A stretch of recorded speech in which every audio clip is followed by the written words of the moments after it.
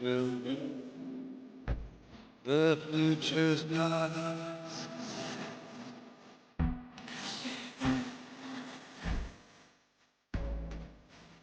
But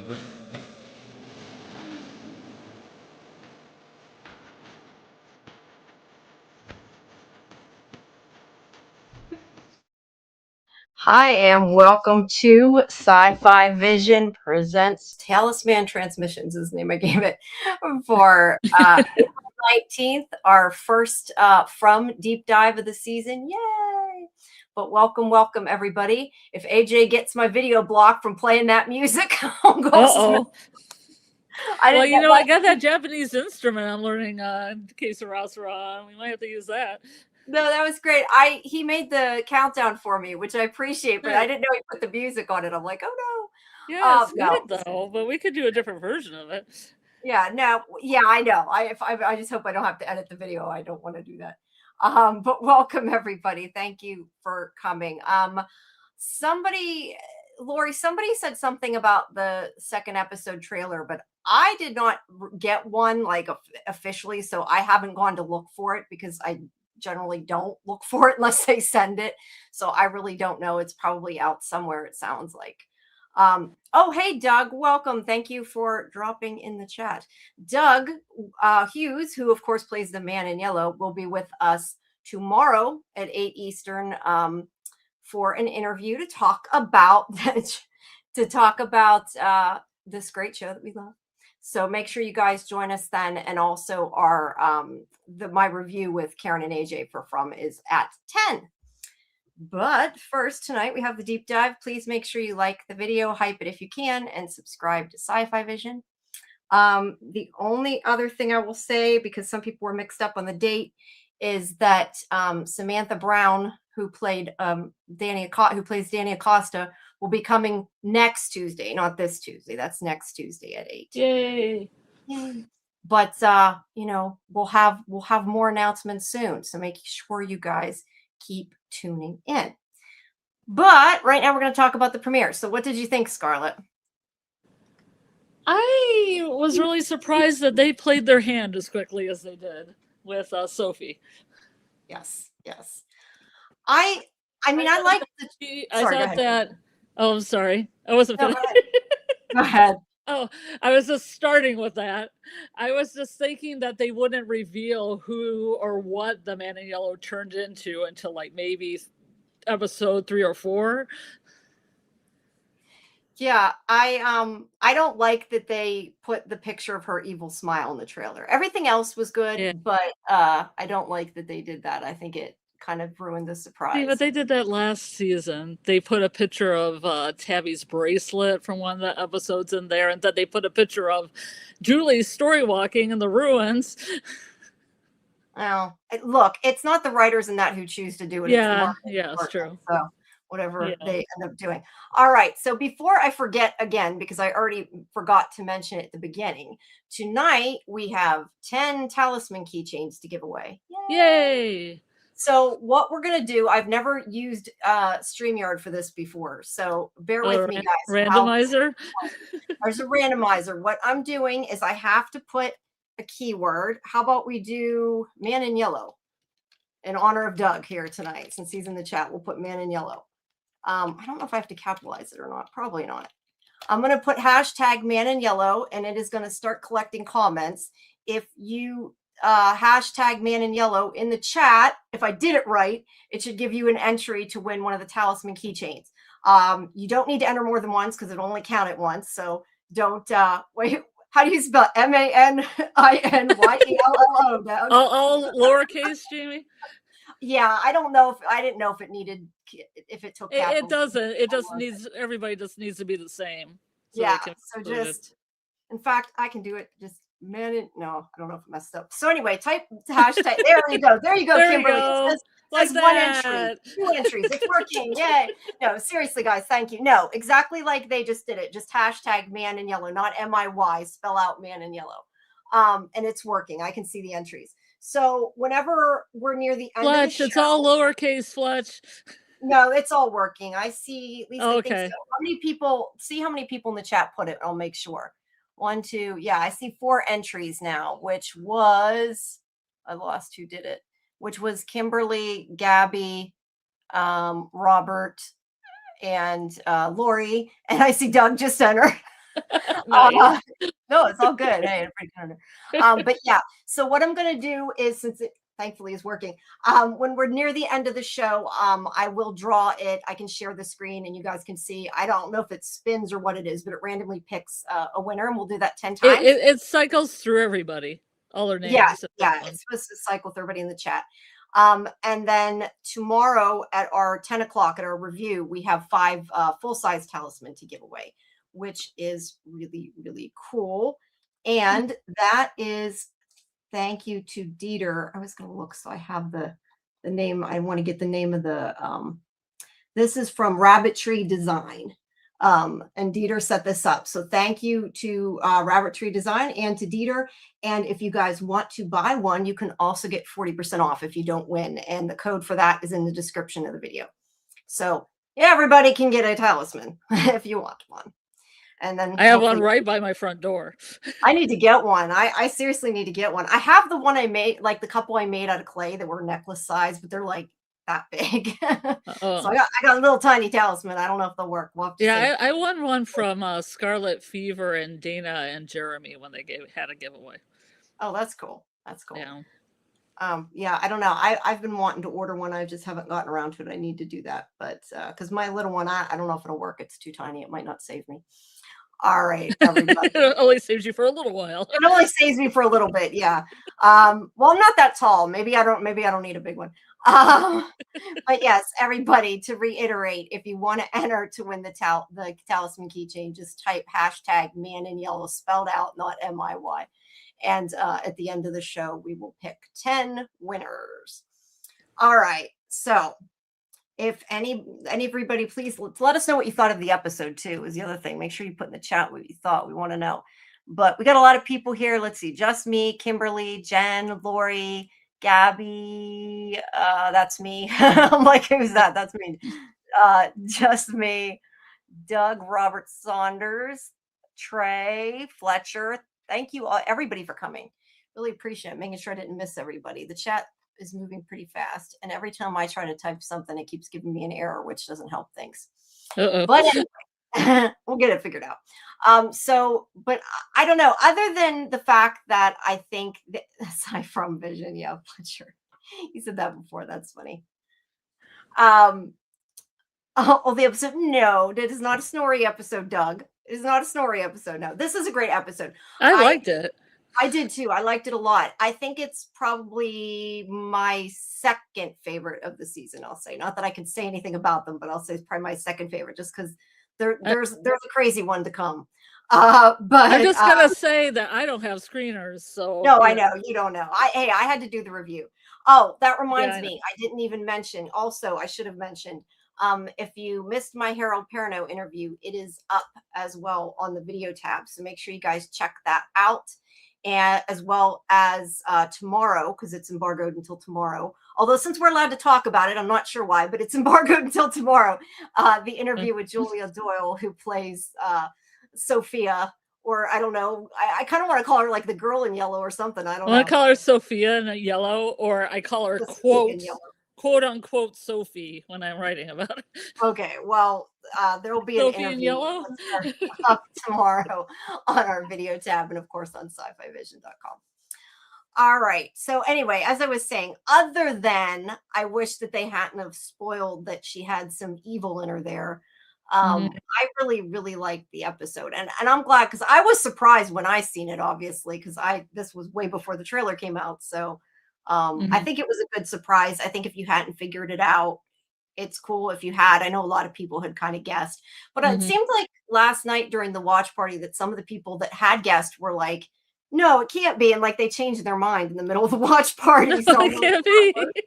They thought it was Jim. It's Jim. No, it's not. No, it's not. A lot of people thought it was Jim. Also, guys, I'm adding the Discord link in the chat and going to pin it. If you aren't a member of our Discord, please make sure that you join it for our watch parties and our schedule and all that.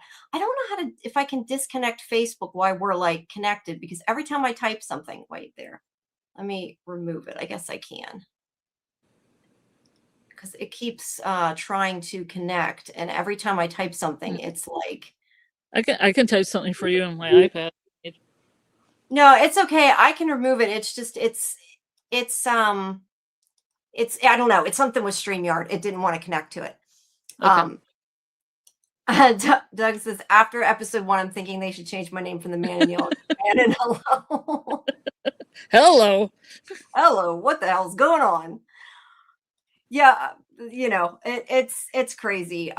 It's so, I feel like I'm so hyper these past 2 days just because it's like now back and it's finally From Day, and we've been waiting, and it's finally here.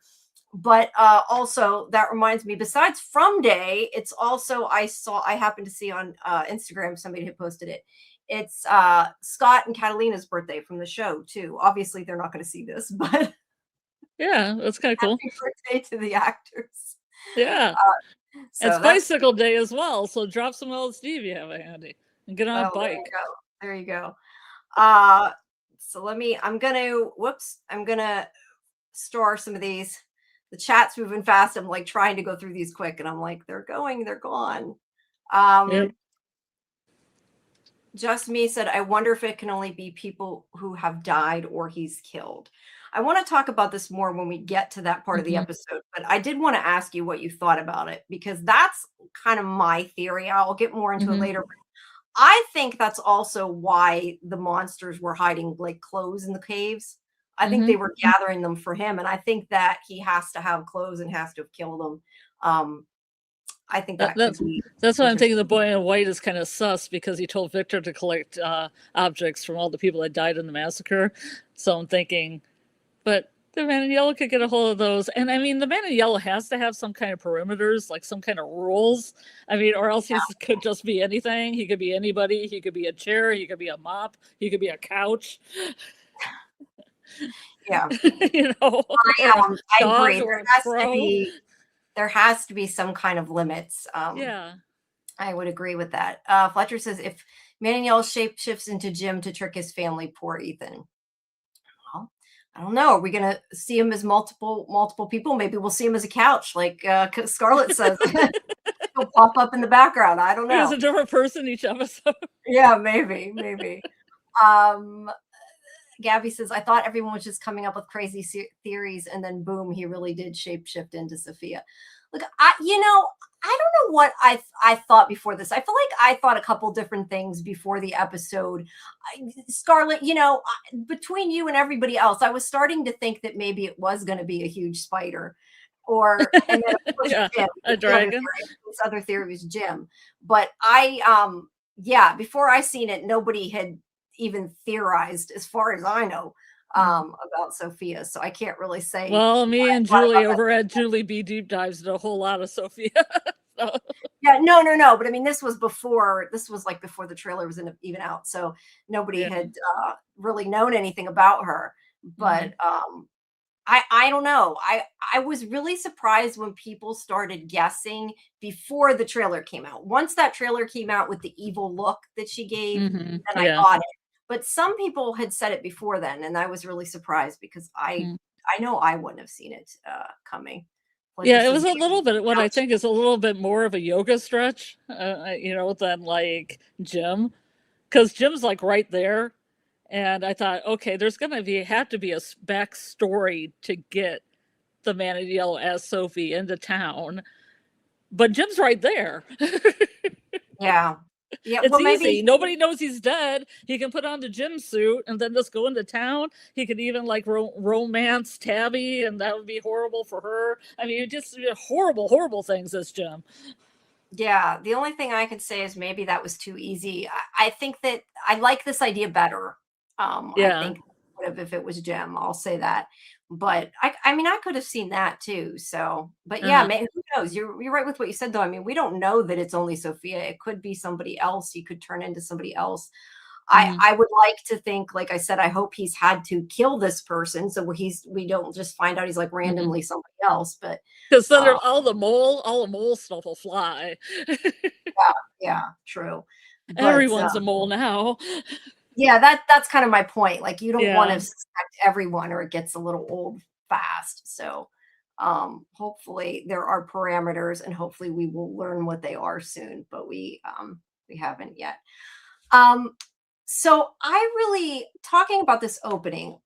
I like that they. I mean, not that we didn't expect him to pick up where it left off, but Hmm. I like that we got to see like the end of the scene, because Hmm. we got to see this already, but it was like we only got to see half of it. Yeah, So I didn't expect it to start where it started.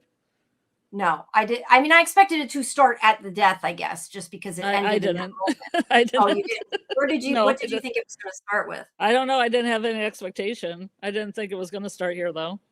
Okay, no, that's fair. I just was curious because I don't know. A lot of times shows pick up like that moment. I just figured Yeah. that we had like a recap moment. Like, I didn't think it was going to show beyond, Julie's Yeah. scream. Let's see. And Jim was Doug, still alive. yeah, he is. Doug says I'm thinking of changing into Jimmy Hoff. Oh, okay. Is that for the finale? Yeah, it must be. It must be. It's Let's see. probably a musical. I'm gonna mark some of these guys. I'm trying can get back to them. I love they picked up where they left off. So I like that. So yeah, we got to see. I mean, we got to see her interact with him, and I feel like there's a couple things here. Hmm. We There's need a to lot talk. there. There's a lot there, but there's a couple big things here. Hmm. First is kind of the obvious. That's not really. Yeah, it's obvious. Is that he said something like, "We got to quit meeting like this." Hmm. So I have to assume that Julie is going to see him again in her. It would be her future. Well, no, this is still the future scene, so I guess it could be her past. They're But meeting up all over the place, all over the map. yeah, it's all confusing. No, but it would have to be this Julie's past. Well, not even necessarily, but it could be this Julie's past, but it's got to be our Julie's future because it hasn't happened yet. But I'm obviously, not overthinking that. yeah, no, it's timey wimey. It's a lot. Yeah. Yeah, I just sit but back and enjoy the show. yeah, no, I know. And then the other thing is, I figured you were going to say, if you haven't said it already, is about the quote.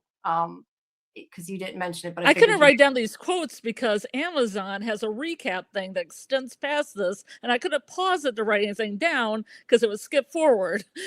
Oh, that stinks. Sorry. It stinks. No, he said that. I have the exact quote here somewhere. That didn't anyone tell you? Well, I don't have. I thought I had the exact note, but didn't anyone tell you that there's no way to change a story once it's been told? Mhm. Yeah, And I obviously it's immediately thought of you. Ethan. Obviously, I was going to say I immediately thought of you when he said that. my Because prom manifesto. I'll die on that hill. I may have to argue with Doug. no, I never really put much into I mean, I think it's cool that you thought of it, but I never necessarily agreed with it. But after seeing this scene, it made me wonder if that is a possibility. But I also think the possibility is the writers are just trolling us because they know so many people are saying that, and they said the same thing knowing, oh, they're gonna say it's Ethan. They're gonna say it's Ethan. Yeah. Just like sometimes I think they have everybody wear yellow just to confuse everybody. But yeah. So is it Ethan? I'm actually curious. Do you guys think it? Let me put a. I can put a poll in the chat. I read a whole 15 from manifesto on Julie B. deep dives about this subject and what I think the end game's going to be with Julie and Ethan. That is. Well, the thing is, here I'm starting a poll. If you are in our YouTube, let us know. Someday I can read it on yours if you wish.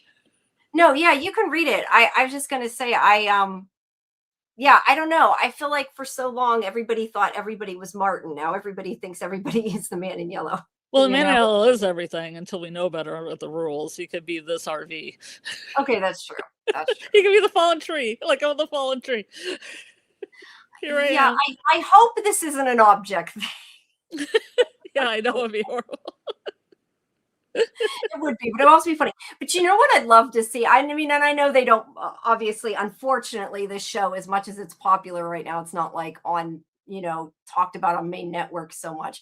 But it would be really funny to see like a Saturday Night Live skit with like them turning into a couch like that. Doug, can I offer a third? I don't know if I can't edit the poll once I go there, but yeah, I guess if you say no, we could just pretend it's fuck no. Yeah. But yeah, There's no other? there is no other. There's yes or no. I'm sorry, people. Oh, I'm not that's too that bad. No maybes? I probably should have put a maybe, but Maybe under no. the right circumstances. All right. Well, people can put that in the chat. I can't. It won't let me edit it. I tried, but it's already there. But I am curious if people think that. I got but you're steered right. away from it, but now I steered myself back. Yeah, no, I did too. That's why I said as soon as I heard that line, I was thinking of you because of how many times you've told me it's Ethan and how many times I've like thought, I don't know. I don't know what to say. Can you blame me for wanting like a scenario where a brother and sister are chasing each other through time and one's good and one's bad? Yes, it could be. Look, part of what I think, like I guess, main theory, whatever you'd say, and I know a lot of people have said this, it's not like a unique theory, but I do think that this is some kind of story or book or, tale, because they reference books and things and stories so many times in the show. So it could be a book in the future, a story in the future, and like, it's after Ethan is grown and I don't know. I could see that. I don't know that I don't know that I want that to happen, but I could see it. Well, in about point 20 of my From Manifesto, I say that Julie has traveled out of Fromville and has written The Flight of the Common Uncle under a pseudonym, but Ethan has written The Adventures of the GG on his own. We were talking I think this was last night in the watch party. Karen, I think it was Karen that was saying it. They need to like write the book. Like for From, there was I wish. Well, in the show From, there was a book in the show Bad Twin, and like they actually Lost, you mean? a book. In Lost, like they actually did I say From? Sorry, I meant From. You did. Well, I knew what you were talking about. Yeah, they actually made the book in real life for people to buy as like a tie-in. But then again, they also had the ARGs in there too. I was telling you before about that. They had the games, and I wish they would do that with this show. It's the perfect show for it. And I know everybody thought they were going to with the whole Ronde move, and then they sort of never did. Well, that's too bad. Did. Yeah, there was a lot of opportunity with that, and I really wish they had done that. Let me hear. I was going to go to Jen, who said Julie disappearing was great. Shows he wasn't following her. I think he was summoned by the violin in the Nkui memory reveal. Yeah, I had forgotten about that. That was from last season. Yeah, I mean, he was definitely there for Jim, not for her. But she does disappear. I'm guessing that she is like moving through time, like we saw before. Whenever she kind of blooped it, and I'm probably, as we go on, going to say blooped more than once. That's what we always said. That's what we always said for Lost, and it's kind of in my head that I say it without thinking. But yeah, that's fine. I'm for it. Let's see. Oh, you say looped or blooped? I thought you said blooped. No, blooped with a B. Yeah, blooped. Okay. All right. She blooped bye-bye. Hold on, let me take the thing off. I have like, I don't know, so many windows. I'm trying to keep track of what I'm doing here. But yeah, she does disappear and he talks to Jim. But I did want to ask you if you think this is totally crazy, because I did have another theory, and I feel like I'm saying it, and then part of me is like, Jamie, you're insane for even saying it. You sound like an idiot for saying it. But I'm going to say it anyway. I thought it was really interesting that Jim was still alive for a few seconds, at least. We don't know. That was how long. crazy. That was crazy. As much as the Man in Yellow tore out his whole like throat and larynx and everything.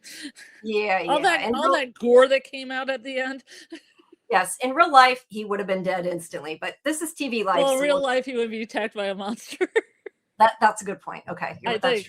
Not but if it was a bear, he would have been. Hold on one second. I gotta answer somebody something. Hold on. I kind of like the fact that Jim was alive. You know? Yeah, that he actually was alive enough to even tell him to F off. Yeah, yes, that was funny. But that was what I was gonna get at, is that he says that a story that's been told can't be changed, essentially. Right. And that's what Ethan says. I keep thinking back to this episode of Doctor Who, and I think I had mentioned this before when we were talking about the time travel. But there's this idea. It actually is about a book. It's a book that I think it's a book that River had written. It might have been Amy. Yeah, River Song. Is this the whole River Song thing?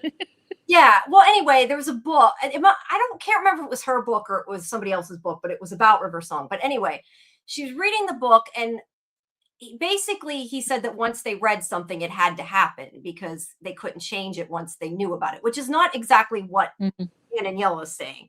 Yeah. But it makes me think about it because in the book, like she read that I think she broke her wrist or something. It's been forever since I've actually seen it.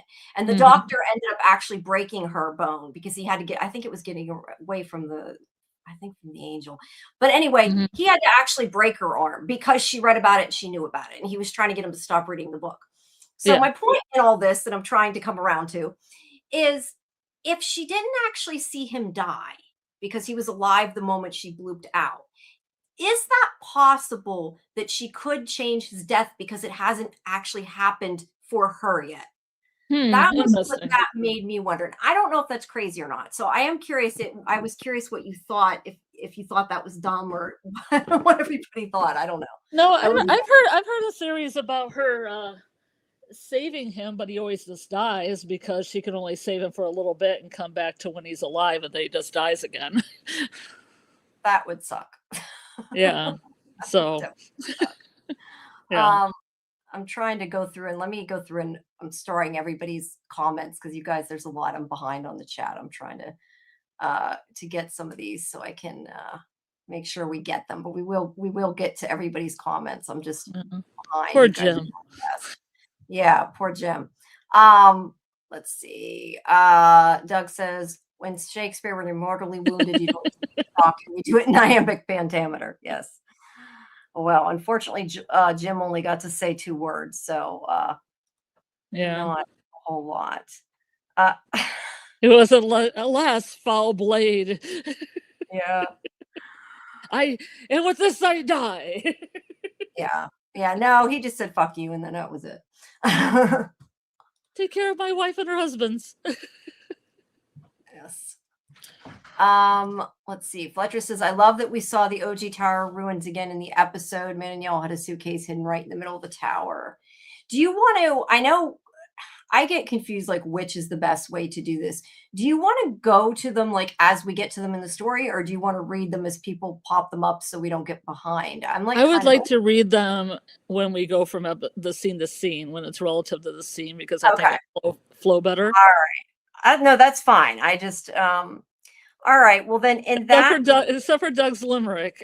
Yeah. Okay. So anyway, as I was going to say, we'll do that then. So we'll get to everybody's what they've said in the chat when we get to that part of the story. I really think Future Julie is the main story and has been seeing the past, which is a story within a story. More timey-wimey stuff, I think. And yeah, where'd his limerick go? I lost it now. Shit. It's right. There we go. Once was a man named McDameter with a tool of prodigious diameter. And it wasn't his size gave the girls a surprise, but his rhythm iambic pentameter. Very nice. All right. And guys, I see. He's answering. I was going to say we are going to have Doug on our show tomorrow at 8 Eastern. Where we'll ask him your questions. All right. So anyway, point is Jim is not dead. And yeah, he's looking for a good time. All right. So is he dead now? I don't know. Yeah, that I don't know, but because if he could get his whole throat torn out, maybe he's got he's got a second wind. Yeah, I think he's a goner, Scarlett, probably. Oh no. Don't believe anything that's castle. So what do you think about this, Jamie? I saw what you said in Discord, and I've seen other people say that too, that it kind of looks like Eloise with an XO in the middle. My only question is, if it was meant to be Eloise, why wouldn't they just like make it say Eloise instead of make it say something too easy, Jamie? Too easy.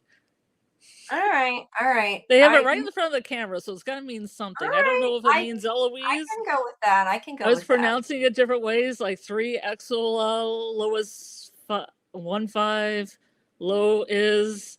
Yeah. I don't know, but I do kind of see Eloise. If you get rid of the Yeah. XO, it does look like Eloise. I will agree with you. And as for the plate, I know it says the stars fell. I think it's the stars fell on. I had seen a video about that. That is what Alabama plates say. So Yeah. that part isn't What relevant. does that mean? Do you know? I don't know. I didn't finish watching the video. I ran out of time. It was earlier today. Maybe. Doug says it means Eloise is living in Alabama. Maybe. Maybe she got out. Look, even if it doesn't mean anything and it's just a little Easter egg to like, you know, tease Wink. us. A little wink and nod. It's a lyrics from a song, Doug said. All right. Stars Oh, from Alabama? Alabama. Oh, Alabama bull. I was saying that yesterday. I don't think you were there when we were saying that when they were saying that in the chat, referencing that. Oh, Fletcher like made a mistake and called Alabaster Dragon Alabama Bull once. Yeah, no, that was from the trivia. Yeah. And then I put in the trivia. I put in trivia to honor Fletcher. Yes. You remembered it. It's good that you remembered it. There's just this guy. Yes. So then we Does he have a name? Does he have a name? No, I believe in the credits, I think it just says pastor, but I'm not entirely sure. Let me look really quick while I'm talking to you. I'll Google it, or not Google it, but look it up and see. Yeah. The Arrival. By the way, the title, we didn't talk about the title, although I think The Arrival is kind of self-centered. It reminds me the first episode of The Prisoner, the old school Prisoner, was called Arrival too. Yeah. Well, obviously, you know, Sophia, her arrival is kind of the most important thing in the episode. Have you ever seen the old Prisoner from the 60s? I've seen the new one. I have not seen the old one, and I know the new one sucks. I like the new one. It was different. Okay, well, you'll probably love the old one then, because it's a lot better. Yeah, no, I remember at the time I think I was going to watch it and didn't. It's just pastor is what it. Oh, Robert Saunders said that. Sorry, I didn't just now look at that after I looked it up. I hadn't seen it. Sorry, but let's see. Hey, Debbie. Let's see. Debbie said that in season or in 102, Alabama shirt on the stairs. I didn't know that.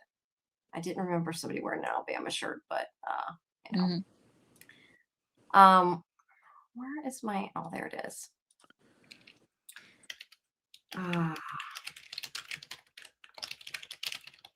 I cannot multitask like at all. So yeah. Sorry. So yeah, so that's the pastor that comes in. You know, we only got to see him for like a couple fractions of a second, right? Yeah. He's just pondering the falling tree. Yeah. Well, he I'm sure he did. We just didn't get to see it, but yeah, I don't know. I feel like it would have been nice to at least know him a little bit, but I guess he's a red shirt, so so he will never everybody thought he was going to be the replacement priest. Yeah, yes, a lot of people are saying that. Dieter said the number, license, and 47 are from the Easter eggs. Google the meaning of 4 and 7 in TV shows like From. I have not Googled it of other TV shows. I know it's in From a lot, 7 and 4 and 4 and 7. But yeah. Let's see. Debbie said the stars reference is about the Leonids, and in my theory, the talisman or meteorite fragments. So I screamed, oh, that's cool. I like that. I like that, Debbie. That's cool. That's cool. Yeah. Is Sophia now the replacement for Jim, or is there another new character coming? Are they still doing that? If that man does the Man in Yellow count for that? I don't know, but hey, there could always be more people, right? I mean, you never know when somebody's I'm just saying the Man in Yellow wears a human suit. Is he technically a Fromville citizen or not? I mean, they're counting him as a Fromville citizen, whether we count him or not. I mean, I would think so. I think him and Sophie count as one, that's for sure. But yeah, I don't know. All I kept thinking when they're talking is like, I don't know. They're gonna eventually, if they don't figure it out, there's gonna be a lot of there's probably gonna be a lot of crazy shit no matter what. But Yeah, I mean, they let her in. That's just let her in Mhm. like everything's all good, and yeah, it's gonna Well, I be bad. figured this one started with this big bang. The rest of it's gonna be fucking bananas, you know. Yeah, no, yes, it will be. But anyway, we don't even get to. I don't even think he says anything, does he? I think he just He's lays in the just bed. pondering the tree. He gets out and he's like, "There's No, a but I mean, even like tree. I'm later, we looking only at see him it." when he's dying or whatever. We don't really see him. So yeah, that I'm was. probably But gonna yeah, have to turn my car around. but yeah, everybody knew that there was like two people coming into town. If you had, read anything Yes. about the show, and it didn't pan out quite as much. Oh, that was the other thing that I thought was so well. We're not to that yet, but I'm just gonna Mm. say that I thought was funny, because there was like that picture with her, him, her. I never know. Do I say him? Do I say her? Do I say it? Her suffocating him at the end, and everybody was trying to figure out whose face it is, and I'm like, you're not gonna figure it out because it is nobody you know. Mhm. Let's see. So anyway, so then now we go to what happened to the corpse in the cellar. Yes, that is a good question. What do you think happened, Scarlett? Because we haven't heard about that again in a while. That was with what I when thought Elgin, Ellis moved it just for Fatima's, like, comfort. Elgin, you mean? Is that No, what you mean? Ellis, not Oh, Ellis. Elgin. Ellis. Elgin Oh, came in, tried to help her. He's like, "Holy crap, there's a dead body in here. Maybe you should move that out so she feels a little bit better." yeah, but he's took her. Didn't he like immediately try to get her to leave the cellar? So that's what I'm saying. Like, why would Ellis have moved it? He didn't know she was in the cellar. I'm Can a we little even can where was it on this picture? Can you point to where it was? Oh, it's not on this picture. No, it was where when Elgin dragged Fatima down there. It was Yeah, down. but point on it where it was. Oh, I don't remember that Because I detail. mean, could it Sorry, even be in this picture? I don't know. I thought it was out in like it's not really a hallway, but out where the doorway is for it. I thought it was I out in that think other it's more to the room. left of this picture. It'd be more that away. Yeah. Well, either way, I don't think they're going to go back to it, but Do you I think would it like. disappeared for a reason? Like it just disappeared because of some magical means? I don't know. I feel like so many times I want to be like, I think it was just a mistake they made, but with From, you never know. It could have had a purpose. Yeah. I don't know. It's just like we haven't even, well, I guess there's been no time. I was going to say we haven't heard anything about Tilly either, but there hasn't been time. So, It's interesting. I haven't really checked Smiley's clothes. Did he take the clothes off that dead body? I don't know. We'll find out when we get there. We'll look at it. I think it's like Yeah. a hoodie. So this is the other obviously big storyline that we left off with at the end of the season with Fatima's pregnancy, like you said, as Smiley. Okay, wait. Robert says it was on the left of. Wait, it was on the Okay. left wall on that picture, and Elgin clearly removed it when he took Fatima down there. Okay. Well, Yeah, that's and Jen nice of said him. That's Elgin. nice of him. Yes, at least he moved the body. It's appreciated. It's like, I guess you don't want this corpse down here. I heard Alice also moved it too, but their names are so close. That's true. So it's crazy. Like she don't even quite yet know the extent of what's happened. But Yes. I felt bad for her to begin with because like nobody believed her. And she finally, says something about that in this episode. I mean, even Ellis didn't like really believe her, when she's like Hmm. was pregnant. And maybe if they had listened to her, maybe it wouldn't have went down the way it did. I don't know. Elgin still may have grabbed her. Yeah. A lot of this comes down to good communication. It does. Well, hey, at least it seems like they're starting to communicate, right? We get a little bit of that in this episode, which is nice. But for Kenny. now, Kenny. So Kenny goes down into the cellar to find Boyd, and Ellis takes Fatima out of there, helps her out. Now, and by the way, think normally I take too many pictures. I have like twice as many pictures as normal. I meant to go through them, like telling myself I got to delete some of these, and I didn't. It's So a we really have. good episode. I can see why It you is. went It on is. that. It is. There's a lot going It on. is a good episode. But let's see. Mackie says I knew Sophie was evil. Also, wow. Mackie. Oh, Get up my Mackie. bell, Mackie, or No, ring. I don't know. I still am just kind of like I wish they wouldn't have revealed that little tidbit, but it is what it is. Yeah. All right. So so Kenny goes down into the tunnels, and by the way, I had to brighten these so they're not like, if they look a little weird, it's because I brightened them in Photoshop so you can actually see them. And when he goes down and follows Boyd, or well, where Boyd went, I should say, not follows Boyd. And he immediately, tries to get him out of there with good reason. So it was still day, right? I had started to talk about this, I think, in the chat, and then I never finished the conversation. It was day when everybody was looking for her. So, I mean, we already knew the monsters, I guess, didn't have to be asleep during the day. So I don't know that that necessarily tells us anything. But it made me wonder if maybe they can't, like, can they maybe not kill during the day? Like, even if they're awake, that could be interesting. Because remember whenever we saw Victor and the, I don't know what you call her, the swing. Oh, the swing coat monster? TV's Beth Rogers? Yeah, swing coat monster. And didn't kill Victor. And this kind of made me wonder, is it possible maybe they can't kill during the day? I kind of doubt it, but because I think personally, and I've said this in the chat, I think he just didn't kill him because, like, what would be the purpose? Like, nobody would know about him if they don't go back and tell everybody. And like, by Boyd telling everybody, you got Boyd breaking down now. Of course, Fatima is going to be traumatized and her husband's going to be traumatized. And then depending who else finds out, right? Yeah. So I feel like there would be no reason if they're trying to torture them to kill them, because it would just be like over it and it wouldn't be as fun for them. So I wasn't surprised in that sense that he didn't try to hurt them.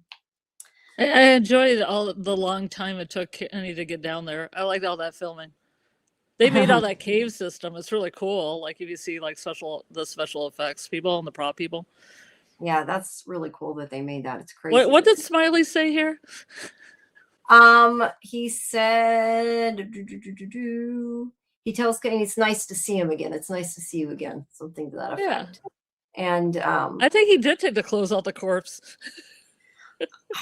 I like, now I want to go back, right? We got to go back and find it out. I'm sure somebody will post it, but I am curious. He said the shirts are different, but I in my heart of hearts, I think it would be funny. It would be funny.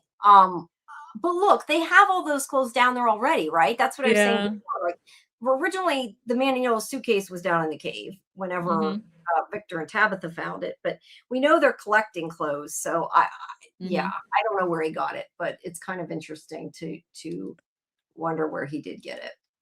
All right, so Kenny and Boyd make it back up, and Kenny, of course, is like, "How did this happen? We burnt the body." And yeah, so now he knows part of what's going on. And he also, at some point here, told, I don't remember exactly what he said, but whenever Boyd was telling him about the baby, he told him that sort of what Fatima had said, a bit about what she had said. Because when they go back up later, he asks Fatima exactly what she said about the monsters making a deal with somebody. Let's see. Smiley normally wears a solid white shirt with a sweater vest. I believe that is true. It would have been funny. Nobody's ever gonna find that again. Well, sorry, Jamie. No, I was just reading it. It would have been funny if Smiley was born with the clothes. That would have been funny. Oh, that's born with the clothes. Yeah, that would have been funny. That's the cardigan. Always the cardigan. Always the cardigan. I'm looking and making sure none of these. I think all these. Oh no, this is. Jen had said, I think that's kind of the same thing. But if Smiley put on the jeans and white button-up corpse. Yeah. I'm sure somebody there has already taken pictures and looked at them, you know. So Smiley's never going to have a casual look. Probably not. If you can't kill the monsters, trap them. Blow the tunnel entrances during daytime while they're sleeping so they won't leave at night, so you can focus on the exit plan. Yeah. Then we lose the cave painting, though. I want to see more of like the details of that. I mean, I guess we got a picture, but the cave painting always reminded me of like the hatch door in Lost. The whole. I know you haven't seen it, so you don't know what I'm talking about. I know what you're talking about, even though I haven't seen it. What I'm talking about. Okay. Well, because of that, I always feel like there's probably stuff on there that's important, and we really didn't see it all. So I think if they blow it, we don't have a cave painting no more. So that would irritate me. But yes, I see your point. I see your point. All right. So they get back up. See, this is what I mean. I got a lot of reaction shots that I didn't need these pictures, but I got them anyway. All right. So Christy is coming in to, I guess she went to see Donna, but Donna comes to get her for, to help Elgin. We also have Sarah, who Sarah knows that, like, you know, still nobody wants to talk to her. And I have to question, like, they're already scared of her. If they find this out, then what? Nobody's ever going to talk to her again. And she should probably take off that bloodstained sweater. She wants to probably should. I noticed little Christie's kind of gave her like, what? Yeah, Dieter, thank you. Yes, Dieter, we already started that. And I should remind people, for people who came in late, we're giving away 10 talisman keychains.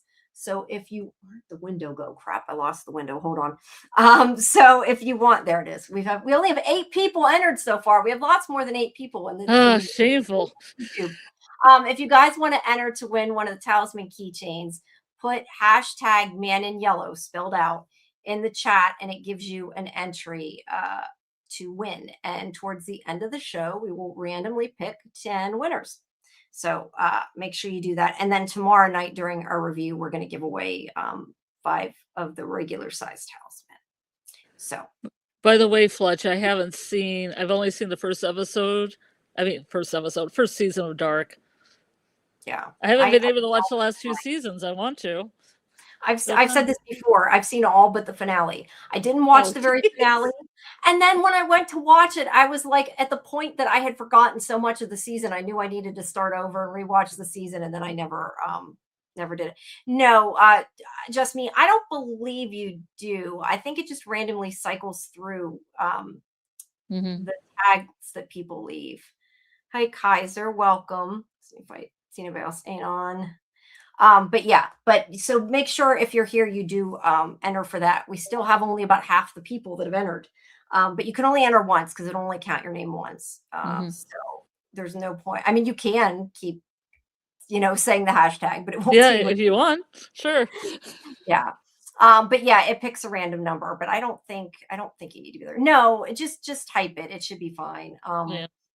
It's gotten 2 more since I said something, so I think it picked up both of your entries, but it'll cycle through everybody. So yeah, I hope maybe we can I'd like to do some other things later in the season. Maybe we'll do some more giveaways if we can figure out what to have. But this is cool.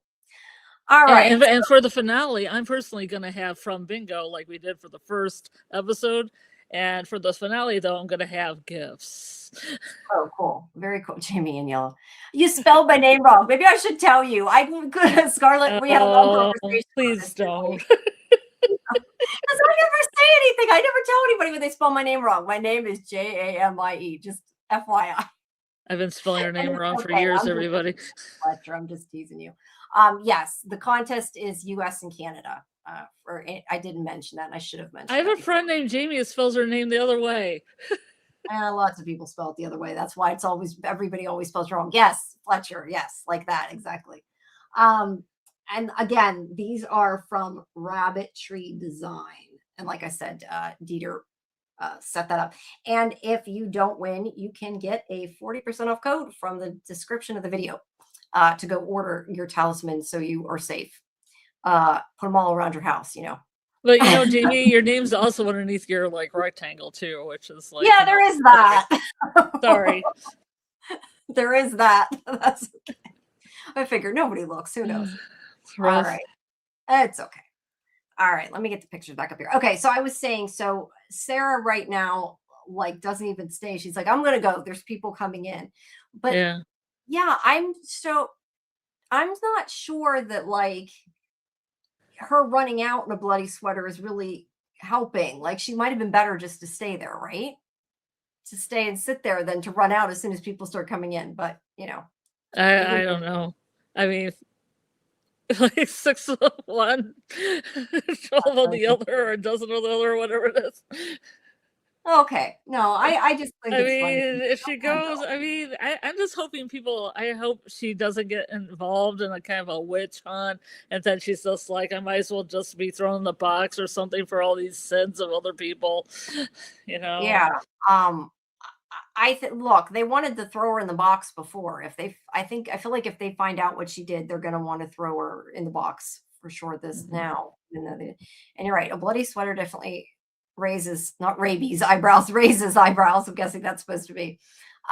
Yeah, that's kind of my point. But anyway, she, I guess, feels like she doesn't belong now, which she doesn't really. I mean, Mhm. hasn't been fitting in. Nobody wants her there, unfortunately.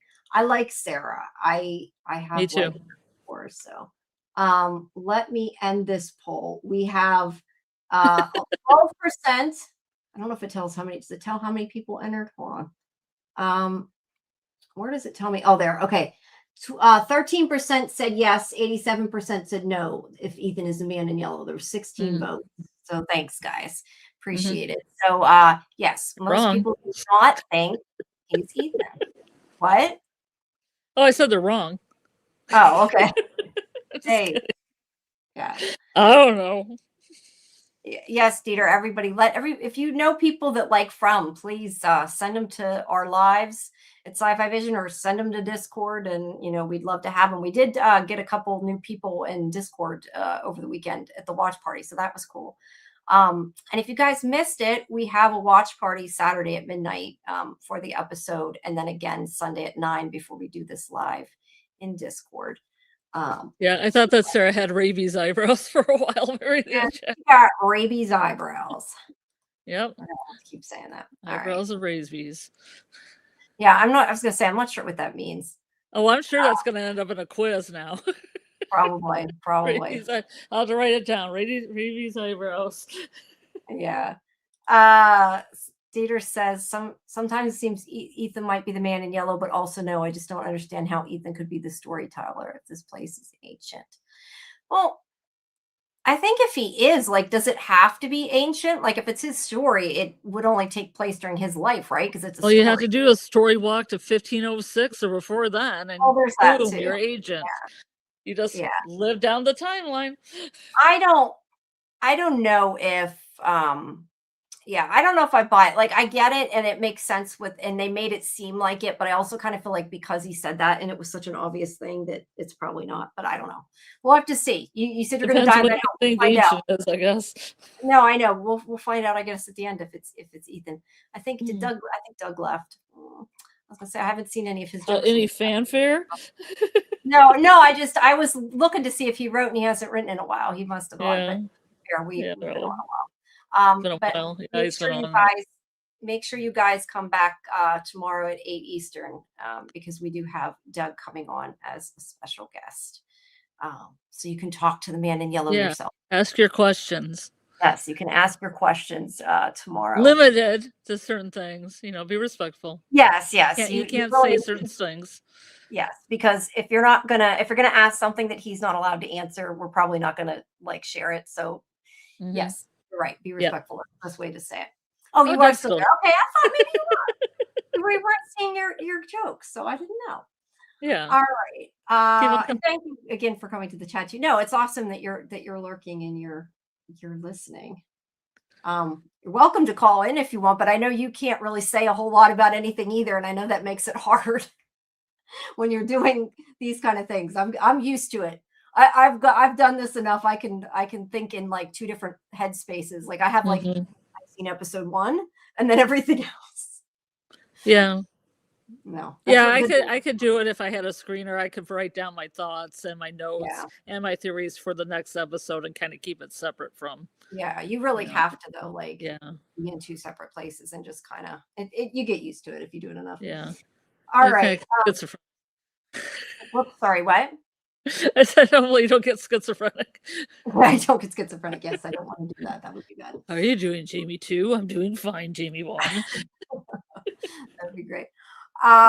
Yes, the man in yellow is always listening. All right. So anyway, so Donna tells Christy to go take care of Elgin is the point of this. And we have Acosta. Yay! I love Acosta. I do like Acosta. I like her a little less after this episode, if I'm honest. I mean, I still like her, but she was a little annoying. But I do like this scene where she pulls the gun and Dawn is like, we know there's no bullets in it. Like, you might as well give up. But yet she still sits there like, I'm not leaving. I'm going to still, I don't know what she's doing, guarding Elgin. I don't know. Yeah, but she made herself useful by like holding Elgin's head. She did. Acosta the clown. Yeah, look, I can understand that she acts like she does somewhat because she is a cop and she's scared. Like, I get it. The scene was funny, but she don't trust nobody, so she's gonna stay and watch, I guess. I didn't know that I was gonna be so early on the bingo card with somebody pulling a gun on somebody. Yeah, that was pretty early. That was funny. Let's see. I was trying to find where this is what she says. So anyway, she tells her about Elgin and what happened. And I've said this, I know I said this in the chat a few times before, but I love this scene with Donna. I think that line is like the best of the episode and maybe the best of the season. Yes, I know it's the same line. I wrote it down, Jamie. Yes, Sarah took when Christy asked what happened. Donna says Sarah took out his eye with a screwdriver. She had reasons. Yeah, exactly. That is now my favorite line from the show. Yeah, because she doesn't explain what any of those reasons are. She just expects Christy to believe her and agree with that. So yeah, she had reasons. So there, now they should forgive Sarah, right? Because she had her reasons. No, I got reasons. I love reasons. I cracked up and started laughing so hard when she said that to her. I love that. It's great. Yeah, I immediately wrote it down. It's a classic. It is. So Christy is going to help Elgin, obviously. Not that this is a big surprise. We knew she was going to have to, fix his eye. What do you think about Clara coming in? I know a lot of people think Clara is sus. What do you think? I've never thought she was sus. I think she's helpful and she's at Colony House and she's doing her thing. I don't think, because, these women get shit done. They get it done. Dada gets so much done in a day. You see her walking around the house getting stuff done. They get shit done.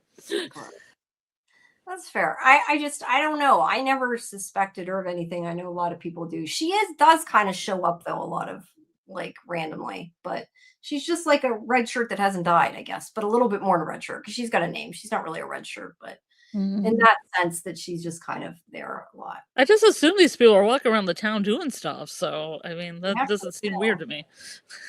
Fletch says, NBC Claire always pops up for the main character moments. They need info to move forward in the plot. Jade, Victor, Boyd. She didn't move anything forward, though. She just kind of stood there and was like trying to be nosy. Was this before or after the scene with Victor in the bed? Before. Okay. I have to say the fandom seemed to think an awful lot of characters are sus like Victor. I mean, Victor, that's a good point.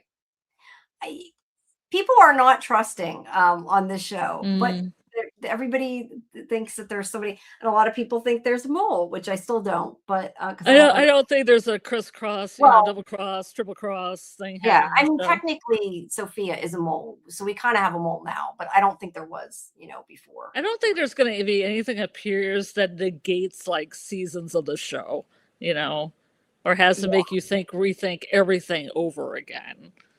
Yeah, I don't think this is that type of show. Yes, I hope not.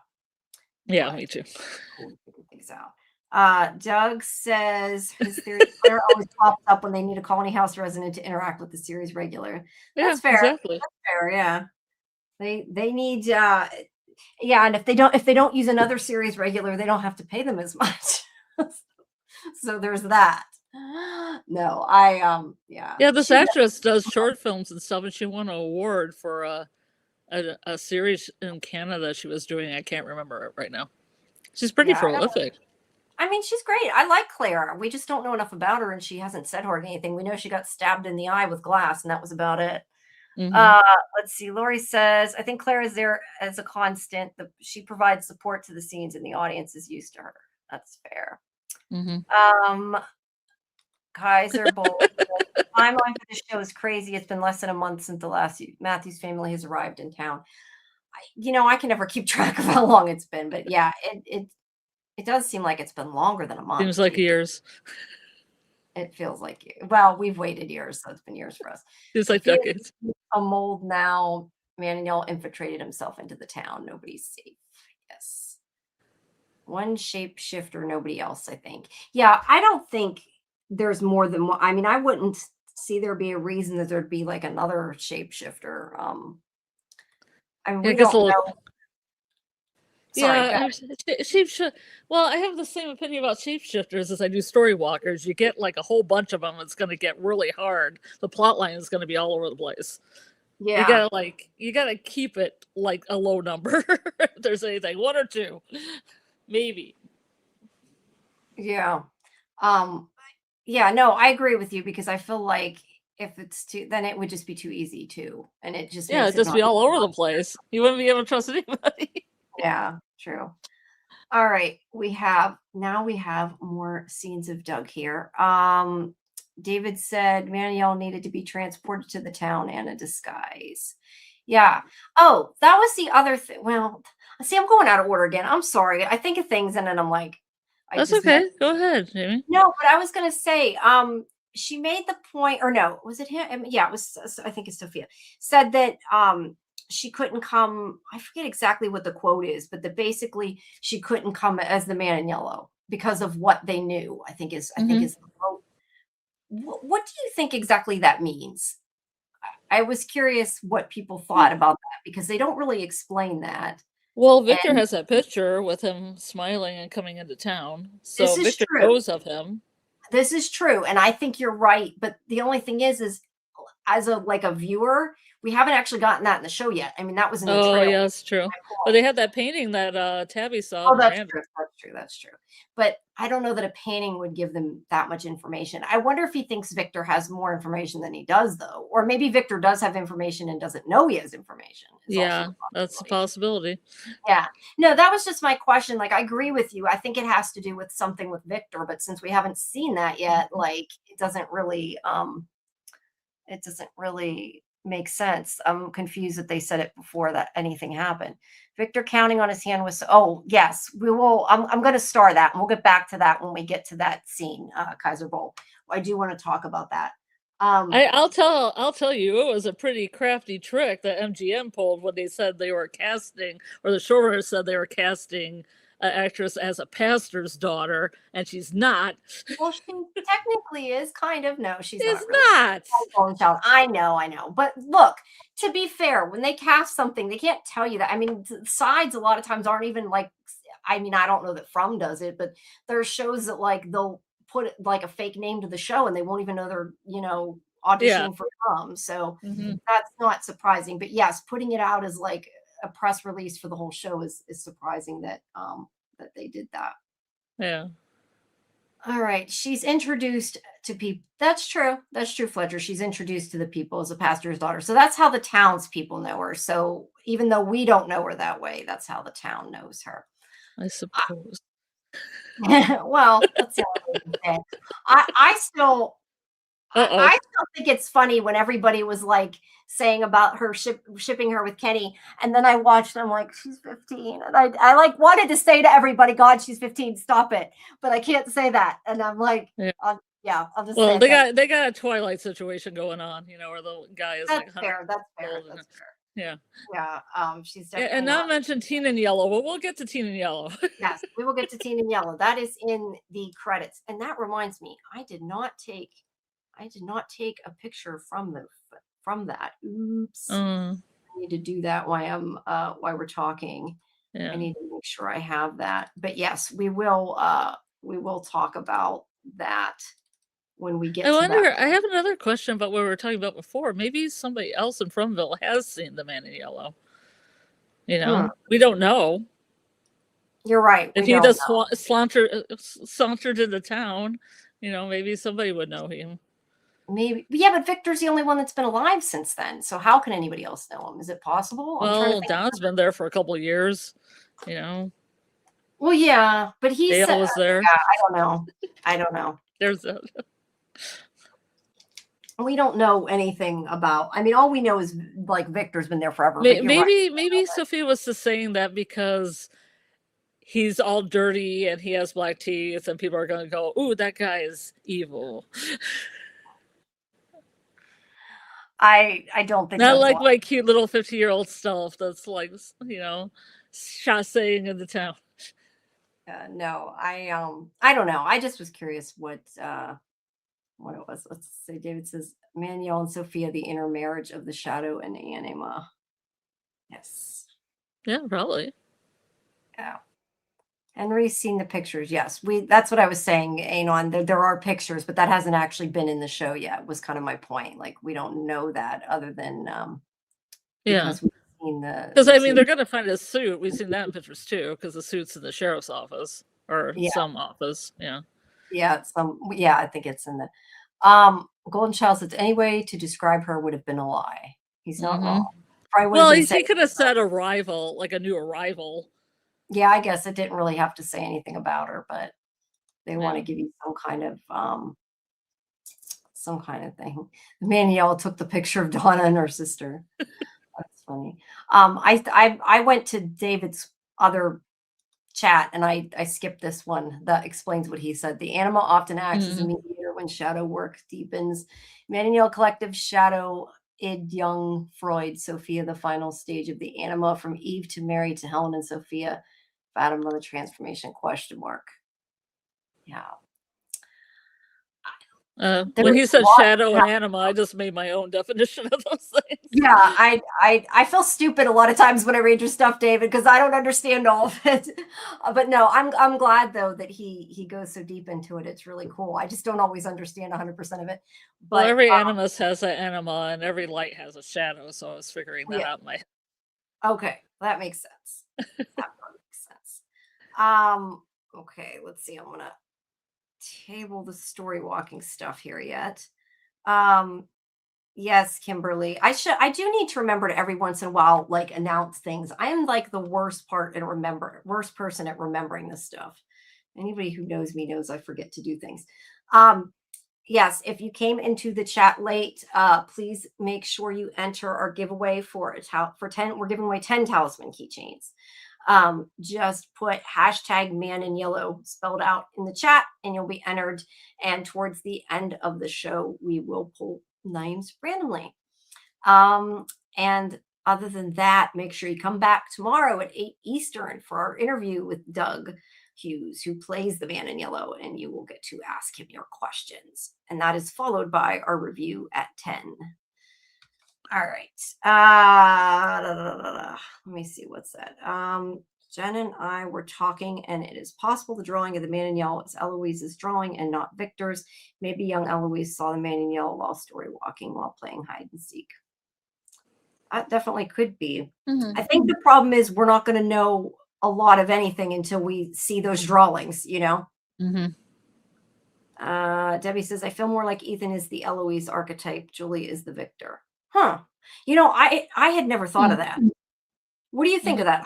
That's really interesting. I had never thought of that because or at least I automatically like think of Ethan as Victor because, well, number one, he's male, but not even saying that. Ethan and Victor kind of connect really well together. So I never really thought about it the other way, but that's really interesting. And it makes sense because Eloise was the one that ran away, and I feel like Julie is, I don't want to say stronger than Ethan. She's older than Ethan, so it makes sense that, that she is. I hope you're sober. Yeah, be sober. Well, hey, maybe it'll be more fun if you're not. I'm not gonna. We can all have cocktails during. I don't know that I should say who, but we actually had somebody on once on our show. It was drunk. It was funny. Yeah, no, it was fun. It was a fun show. We had a lot of fun that day. We were not on video though. It was before you did video. It was just a regular podcast. But this person was a little tipsy when they came in to do their drinky. Yeah, that was interesting. That was an interesting night. Okay, I lost track. I should make a from-based cocktail, but I don't know what would be in a from-based cocktail. I don't know. Apples, definitely apples. I don't know. I am not an alcohol person, so I can't really comment on that at all. I only like things that taste like fruit. I don't like stuff that tastes like Yeah. alcohol. I So used to have swanky cocktail parties at my house in California, and now not so much. When COVID happened, I thought I was going to drink more and make more cocktails, and then I ended up not hardly drinking at all. huh. So it was Well, weird not because drinking everybody isn't was going to necessarily party a at their bad thing. houses because of COVID. True, but not drinking isn't necessarily a bad thing. Yes, something bloody. Yeah, maybe we need a bloody. Apples and blood. Okay, maybe I can come up with something. Yeah, we'll have to. Blood orange. Maybe a blood orange. Or maybe rotten vegetables. No, I don't know. No. Doug Garnish says with it's a 19 rotten minutes till turnip. episode 1 drops in his house. You guys, are you getting it at midnight tonight because you're in Canada, you mean, right? I think Yeah. yeah. I never understand that a show is made in Canada and They keep it away from comes out later Canadians. in Canada. Yeah. No, but that's happened before. That always happened with Stargate, I remember, because I remember some of the actors saying that back then. Debbie says tea, peach, schnapps, and bile. But tea actually makes sense, like Oh, teacup. peaches too. Yeah, And apple, peaches, peaches.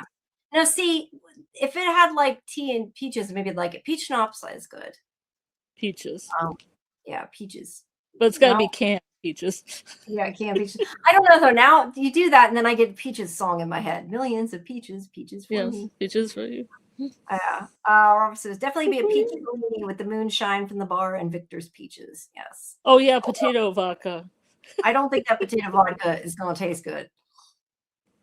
Bad potato vodka. I don't like any vodka. Like I drink vodka, but only if it's like mixed in with stuff and it don't taste like vodka no more. Sorry. Well, there's the most vodka made from potatoes. Yeah. And it says Doug will get to see himself in his birthday suit on the big screen. Oh yeah. Yep. Okay, so we got kind of. I know that isn't supposed to be, but you know that it kind of looks like like an alligator's head or something, doesn't it? I don't know. Oh. I know it's nothing. I'm just saying, like one of those things, like it kind of looks like something. So is he just in ruins? Is that this ruins then? Yeah, that's what I was going to talk to you about. I'm going to ask you. So this is these are different ruins than the ruins like where Julie goes and everything. So have we seen these ruins though, other than here? Because I was trying to think of like if we've seen them before, and I don't feel like we have, but maybe I'm wrong. You tend to remember. I thought there was something that was kind of like looked like the ruins of a house, like a foundation kind of thing that was in the back of like when Jim and Tabby were walking around, or near the RV, Kaiserbow. Maybe this is in the woods, so I don't know that this is near the RV. I don't know. Are you saying you think this is near the RV, or just the one you're thinking of is near the RV? Oh, just somebody in the chat said near the RV. Oh, okay. Yeah, I see. Kaiserbow said that. I don't see the RV, but I don't not see the RV. True, we don't got a wide enough shot. Yeah. It's definitely a stone structure, no matter whatever it is. Yes, that is correct and accurate. It's a stone structure of something, and who knows? Maybe if there was a torch, we'd see like what it used to look like, right? Yeah. Oh, laughing at Gold Child. That crack kills. Whoops, we've never seen those ruins before. All right. Whoops, I keep clicking on. He kills Jim at the RV. How far did he walk? That's also a good point. We don't know how far he went. But look, he's a man in yellow. He can probably walk really far, right? He probably can walk. He knows how to get around the place. Yeah. I don't know what that meant, but there you go. Well, once he's summoned, I guess. I mean, I don't know if he just lies dormant until he's summoned. Yeah. It doesn't seem so with Julie. It seems like he might have gotten out a few more times. Yeah, maybe. Martin. In the Egyptian mural with 12 seated gods and the heart wished against the feather has an alligator headed beast on Seth's side. Forget what animal Seth is usually. I don't even remember that. Oh, like a jackal. Is it a jackal? I was thinking that was jackal. The other one. Okay. Because we were like kind of comparing Horus with the crows and Seth with dogs and jackals. Okay. like the lower animals, which would be more based like survival instincts, so that the crows would be more like the spiritual realm.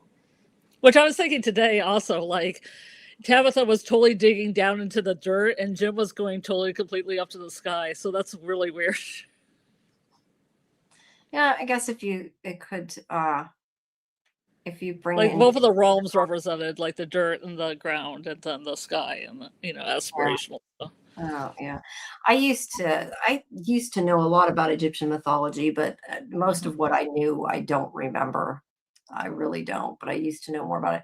He buried himself in the dirt, but no bugs, no dirt. Wait, what? No, but I'm confused what you mean, Anon. Yeah, I'm not sure what you mean. But anyway, what I was going to say, and I keep getting sidetracked of what I was going to say.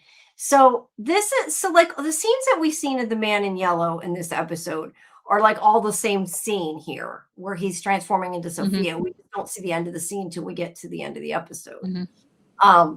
So this is him preparing to change here, and we see the suitcase. Now, the suitcase obviously was down in the caves, and Victor and you think it's the same one then? Yes, and if I had gotten it done, I'm going to do a breakdown video, and I was going to find the episode and find the picture because I do think so you can match the stickers up. Yeah, I do think it's the same suitcase. And like I said, I had started to say before, I really think that the reason they're collecting the clothing pieces is because he needs them in order to transform. And there was I think it was like a wedding dress. It was like a white silk dress she found in that suitcase. And so I don't know about that, but yeah, I think that they have to, I don't know why I keep saying they. I've said that from the beginning. I keep saying they, because I'm thinking of the monsters, but I'm talking about him and I keep saying they. Well, maybe he is a they now that he's part lady and part man. Okay, that's true. That's true. Legion. He is Legion. He is Legion. But no, I think that he probably can only transform into people he's killed. Because that was the other question. Like, does Sophia exist? Yeah, I feel like I don't know. It exists. I feel like she doesn't now. Like, she's not an actual person he copied. And that's why, like, if he was going to turn into Jim, which we all thought, I think he would have had to kill him first. Not that he didn't. We're guessing because he ripped his throat out. I'm just saying. Or not. Or not. Yeah. I don't know. I mean, I said, like I said, she didn't actually see him die. Technically, we didn't really see him die either. We seen him say "fuck you" and then kind of gurgle a little bit. Yeah. Yeah, I think we kind of seen him die, but Jolie did. He's pretty resilient. I'll give that for Jim. He is. He is very resilient. You know, it's funny because everybody was annoyed by Jim beforehand, and it's like now that he's dead, like I kind of miss Jim. Yeah, I kind of miss him, huh? Kind of miss him a little bit there. Yeah. So there's a suitcase he's pulling out. And then I don't know if that's why he's always covered in dirt because he's digging in the dirt, burying stuff. That was my other question. Like I was wondering that before and thinking like, why is he covered in dirt all the time? But maybe that's why. Yeah. Golden Child says that's why the crows weren't at the tree when the past arrived. They knew something wasn't good about the new Fromville residents. Oh, okay, wait. So the crows that's good. I didn't even notice that. I didn't see any crows. It doesn't show it. Do we see enough to know? It kind of like doesn't really show it at that angle, so it's hard to tell. But I didn't know that because I killed my dry cleaner. Good to know. Well, maybe you'll turn into the dry cleaner next, then, right? Yeah. Yeah, but I did not notice that. I did not notice at all that there were no crows. I can't believe I didn't notice that. So. Be the nature of your corvids there here in your background. Yeah, they're all there. I don't know. I didn't think about it. I guess I just assumed they were there and didn't really pay that much attention to the tree. But you know, that's an interesting thought, though. I don't know if this is the way the Golden Child meant it, but said they knew something wasn't good. It makes you wonder, like, what are they doing? I mean, I kind of always assumed maybe they were something that was watching, but maybe there's more. You know, more to it than that. I don't know. Let me see if any of these starred things we've gotten to. I think these are all about story walking. Yeah, so far they're always about story walking. Okay. Yeah. I'm going to keep the rest of the comments about story walking till we get to story walking. Okay. Yeah. Yeah, he pulls it out. He starts changing, throws his suit down, and we don't get to see anymore. We see the car coming. Yep. And then here is the conversation that's from that clip we had with Kenny and Boyd, who has pulled his case out from under the floor. He's had hidden there with all the bullets. Hi, Joyce. Welcome. Welcome, everybody. I'm glad we got a lot of people here today. We need to get more people, you guys. Tell everybody about the channel. Like and subscribe. And it's always fun to have an active chat and people interacting with us as we go here. All right. So he pulls out his case, and I don't know. Yes, I did get a picture of it. Okay. He has his boat keychain. Yeah. Yeah. Yeah.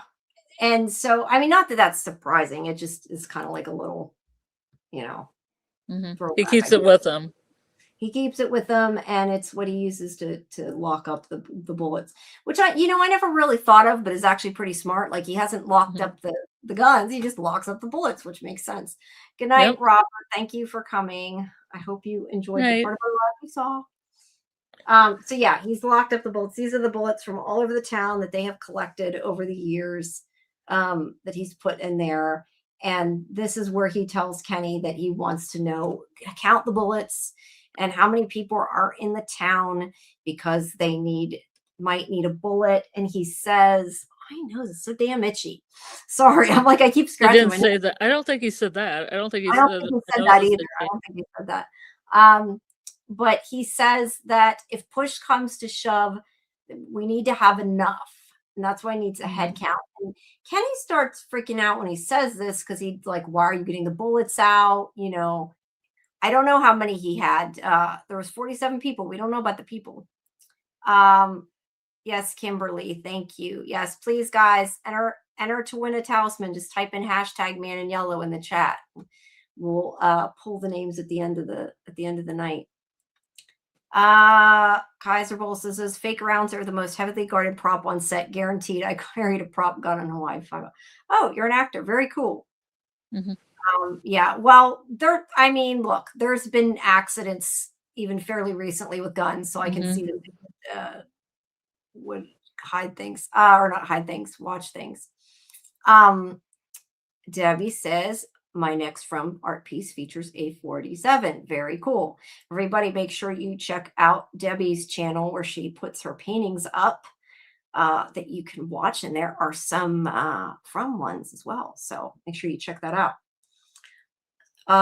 All right. So this is where this was like so mean. I know he didn't mean it mean, but I was like, that's so mean.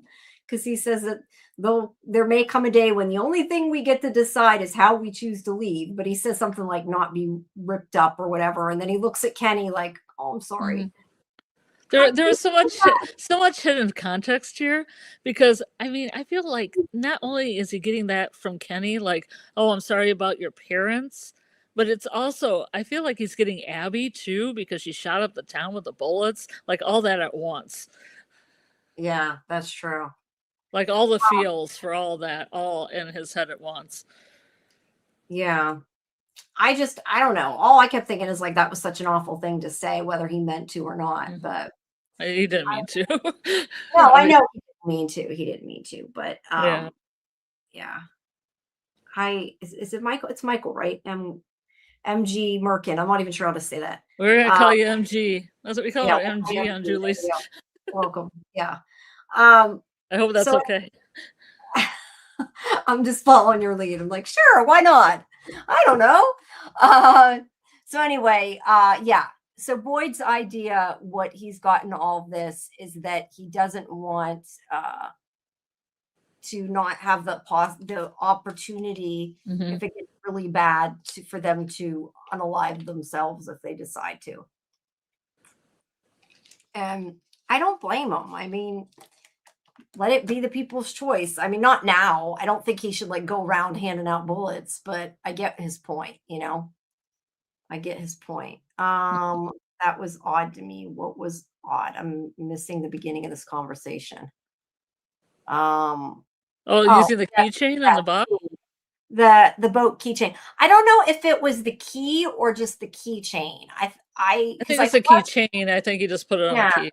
because I wouldn't think the boat key would work on that. Like it wouldn't. I would Yeah. think that. I don't know. And Boat I keys are could be different. wrong, Yes. boys. I might be mixing people up, but I thought it was. So yeah, they're having this conversation. Kenny finally sort of gets it, and he does admit that there are 47 people because he counted them. So yeah, So 47. now we'll have to count all of them, and I can only count 30. How many can you count? Okay. Well, yeah. Have you really counted them?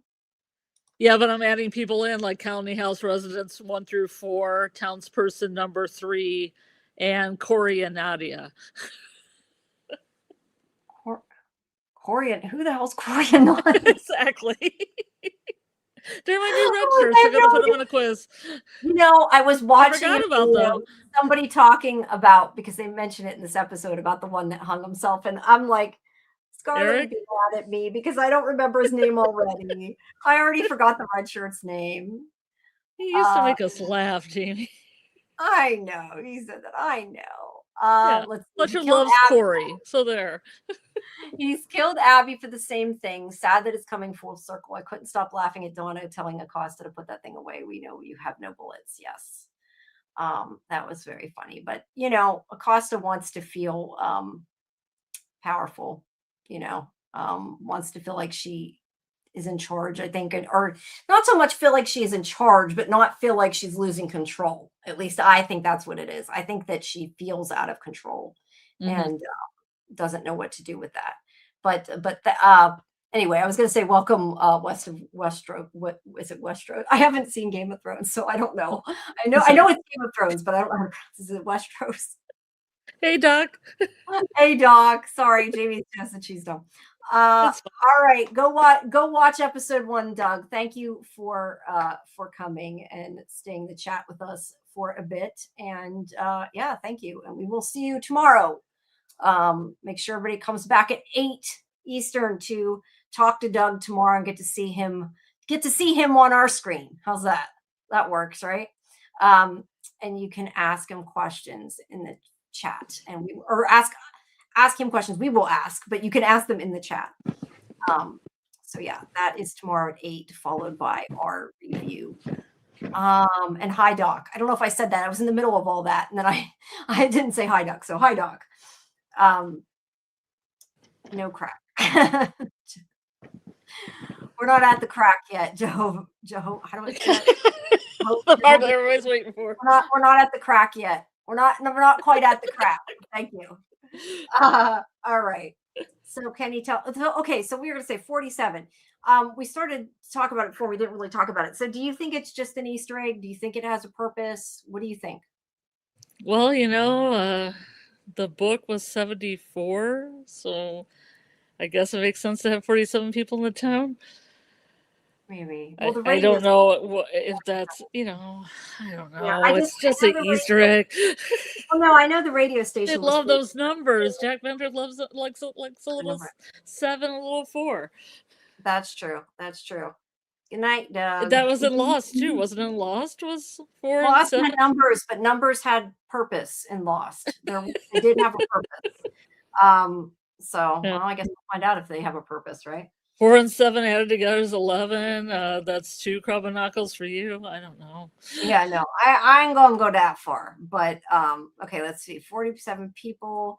Maybe that's the number of people each cycle needs. I don't know. It could be.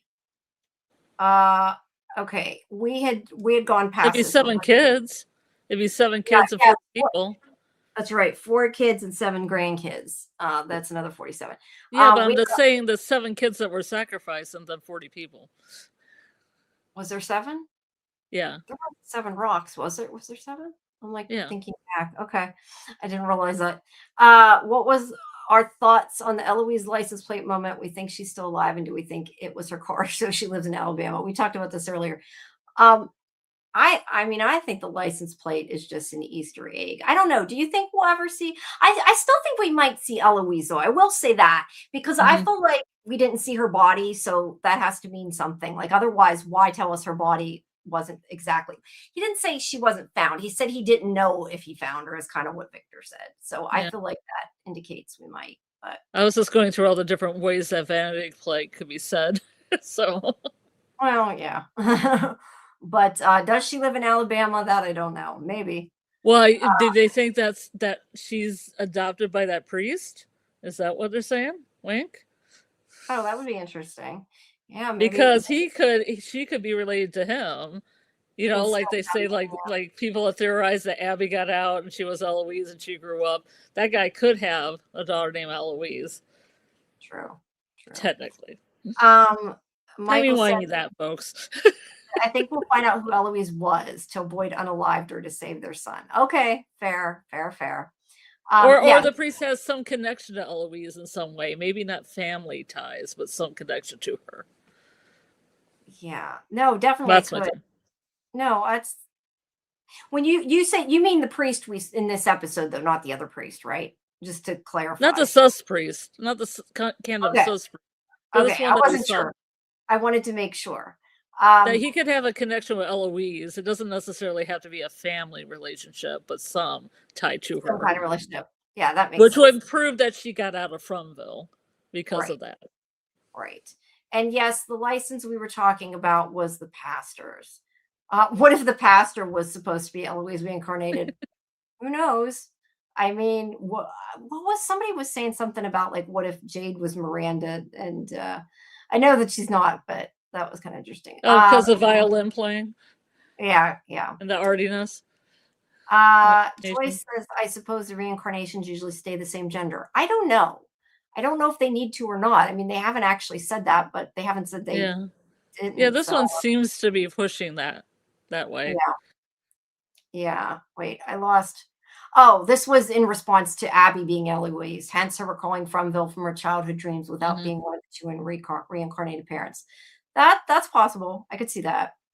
Mama needs a talisman. Well, type it in the chat and you might win one.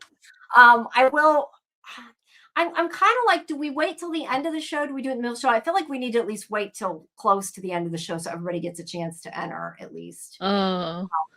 Whereas I just do them sporadically through the whole episode. Well, you know what? We have 10 of them. I guess we could do that, but I want to give people a chance to enter. Let's wait a little bit. Then, okay. All right. How's that? Does that sound fair? That's and we'll do them because I didn't think we do have 10 of them, so we could do a couple, but that way more people get a chance to enter. So we'll wait a little bit and then we'll start it. But give everybody a little bit more chance in case anybody hasn't, because we got 18 entries. And we currently have 32 people in YouTube. So I know y'all haven't entered. That's only in YouTube.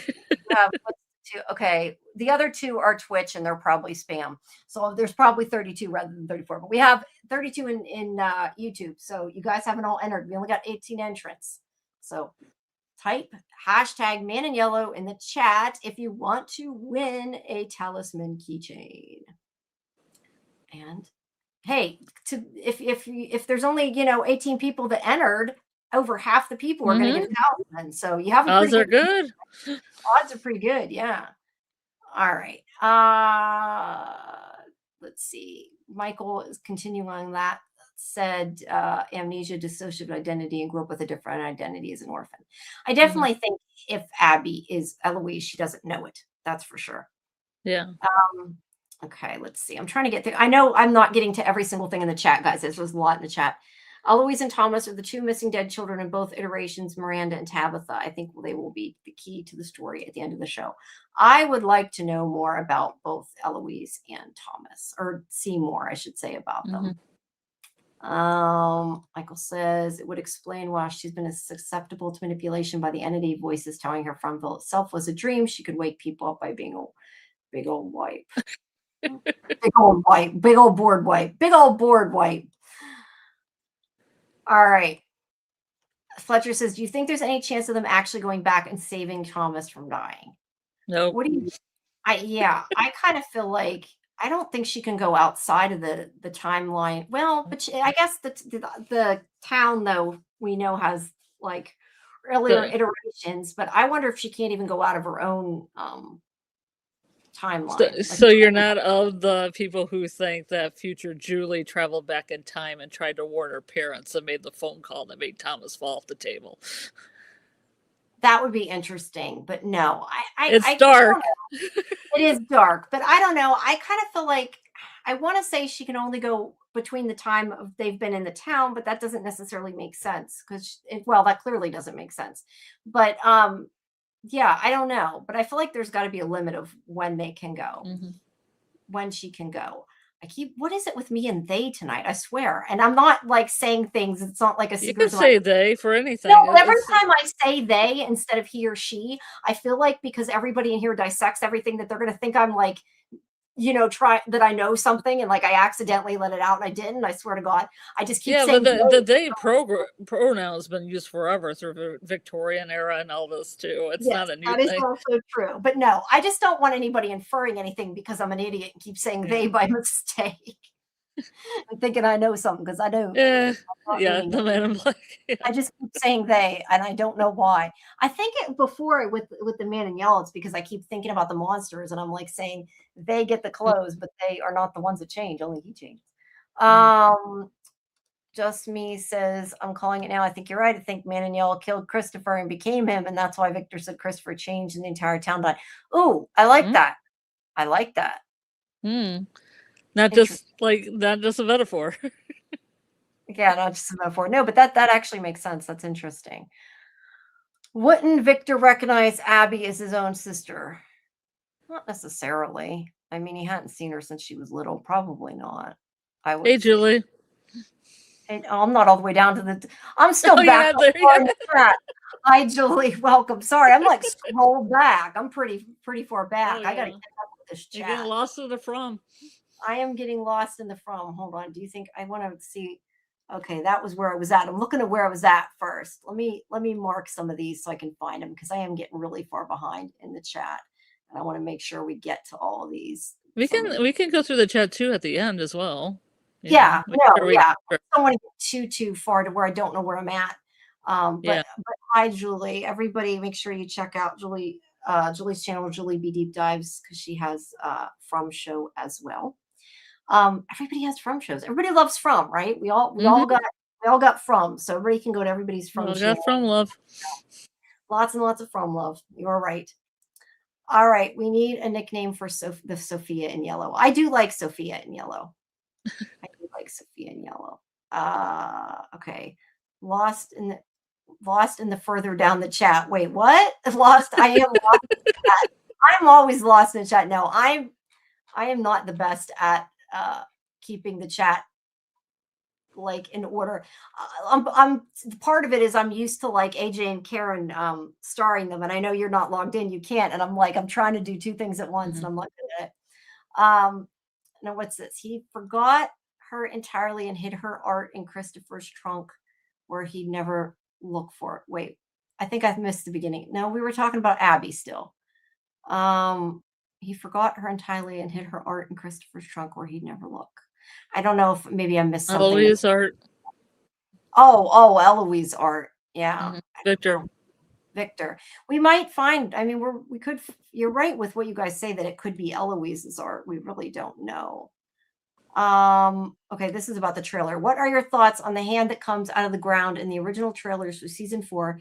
You think someone went through the tree again or someone coming to life that was buried? What do you think? Say that for the end. Oh, you want to say the end?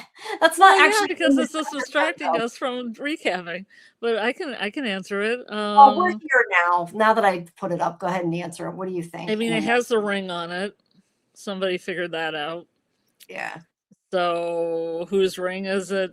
Could be Abby's, but Abby wore a small band, but the props department could have made a bigger band because they had to put that affinity symbol on it. You know, could be somebody else that died. Maybe the pastor has a ring. I didn't really look at his hands. Do you think it's real? Jim has a wedding band that looks like it. What? Do you think it's real though? Because I mean, if you're going by the trailer, like there's so much of Boyd waking up. Like I kind of figured that was a dream, and I didn't even really. I'm curious if people think somebody's really coming out of the ground, because that's interesting if somebody does, but I don't know how that would work. Like, are we really going to have a zombie show? No, but it could be a waking dream where a dream actually affects him, or he gets Yeah, the that, object yeah. from the dream, which would be the ring. Okay, that. But yeah, I tend to not think we're going to get somebody coming to life that was buried. I don't think that's going to happen. I don't think that's the type of show this is. But yeah, I agree. I think it's probably a dream, whether it affects him or not, or, who knows, but I tend to not think it's really a zombie coming out of the ground. Samuel says water spider web. I'm not sure what that is in reference to, but okay. Unless that's like what's the picture of? I know there's like the spider and the crying lake of tears, but I don't know. The itsy bitsy spider. No, I meant in the drawings. I was thinking of the drawings. Oh, the lake of tears, and the spider came down the ceiling, and we were at the lake of tears. Yeah. Okay. Let's see. Miranda would make sense indeed. Miranda would know that it wasn't the real Christopher, but the man in yellow using him, and would try to hide her kids from him. I don't know. Would you necessarily think somebody wasn't somebody? Like if they looked like them? I feel like you wouldn't necessarily go to that automatically. You know what I mean? If that makes sense. Like, because it, in real life anyway, maybe in a TV show you do. I don't know. Yeah, but also, if we're looking at the whole thing, Jade saw several people that he thinks is him reincarnated, and none of them had a man in yellow vibe.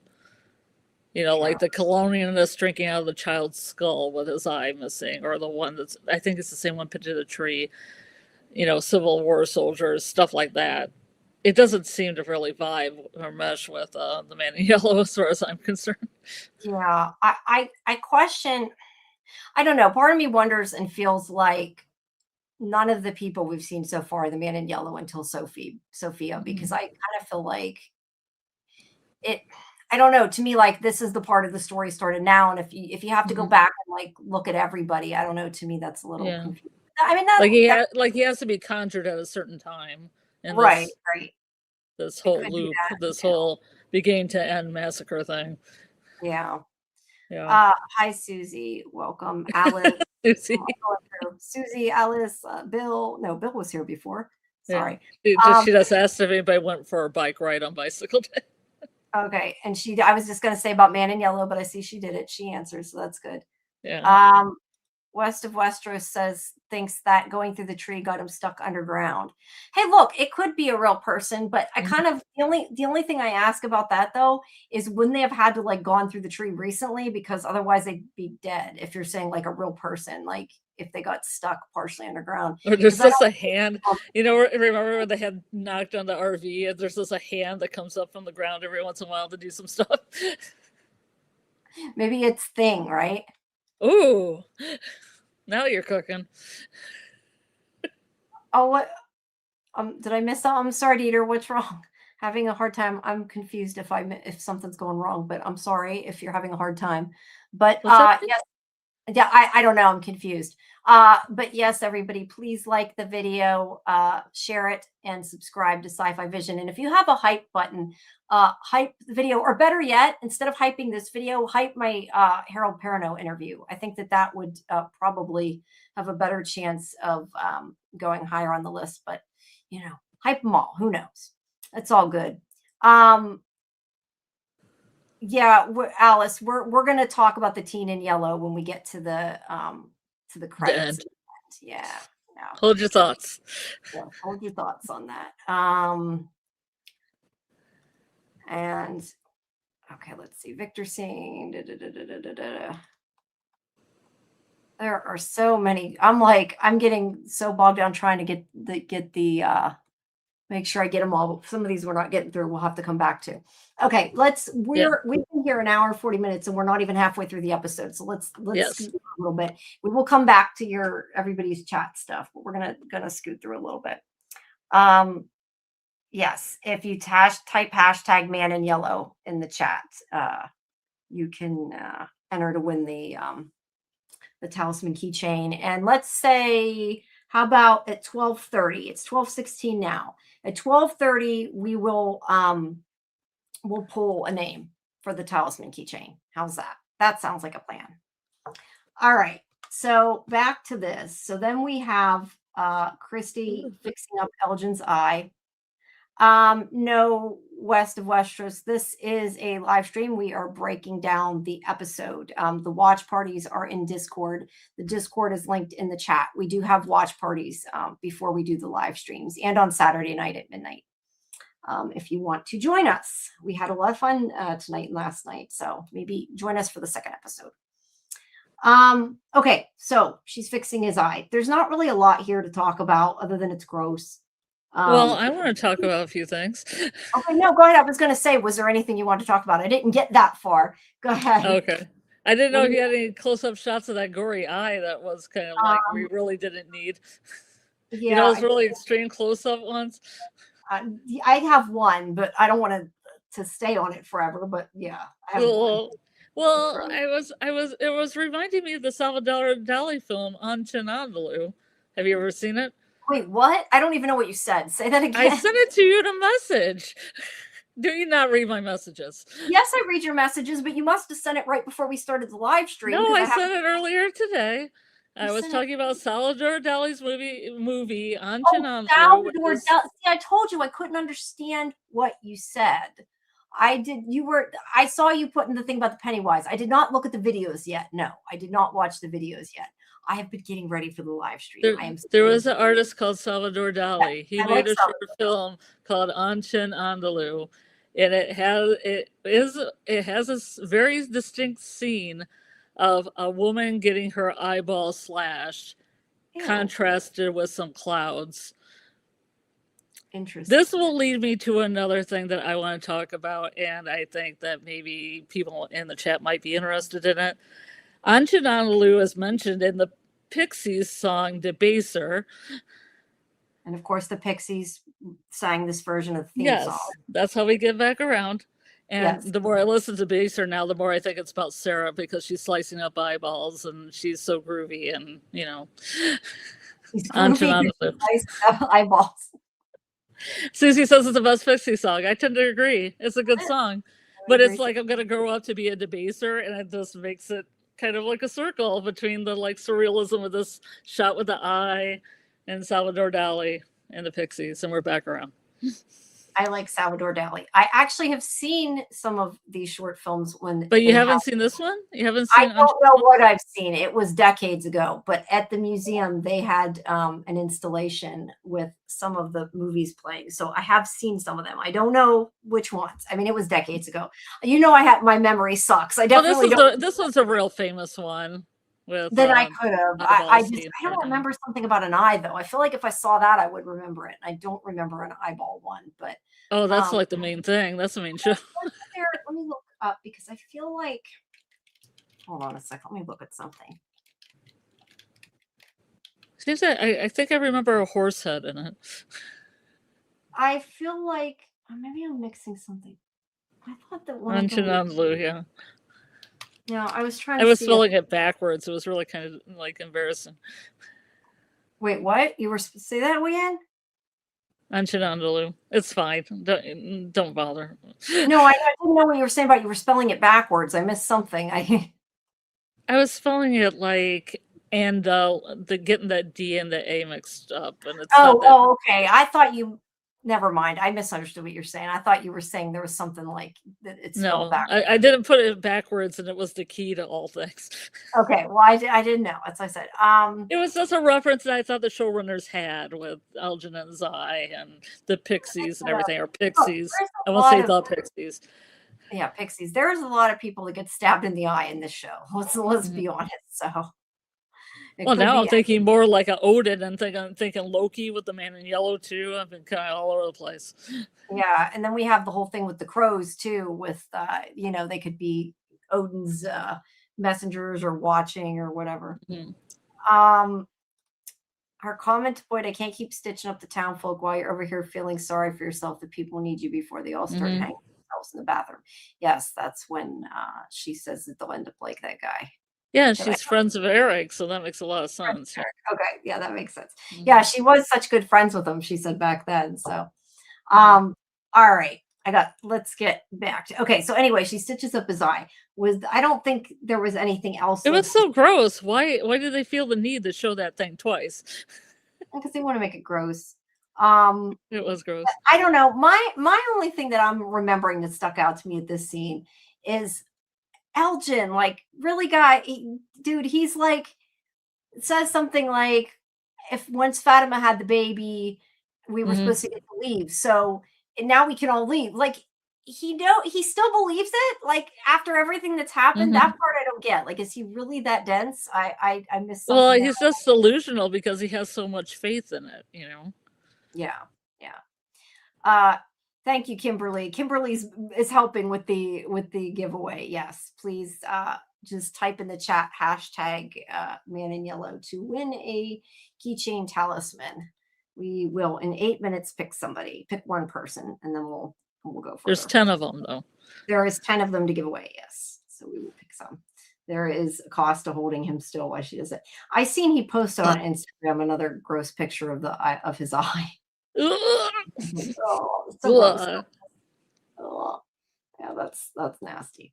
All right, so then we have Tabitha walking through the woods and walking through the graveyard, and this little bit here is we have seen in the trailer her walking. I mean, not that it meant anything, just walking. Yeah, it did stick out to me. It's in the trailer.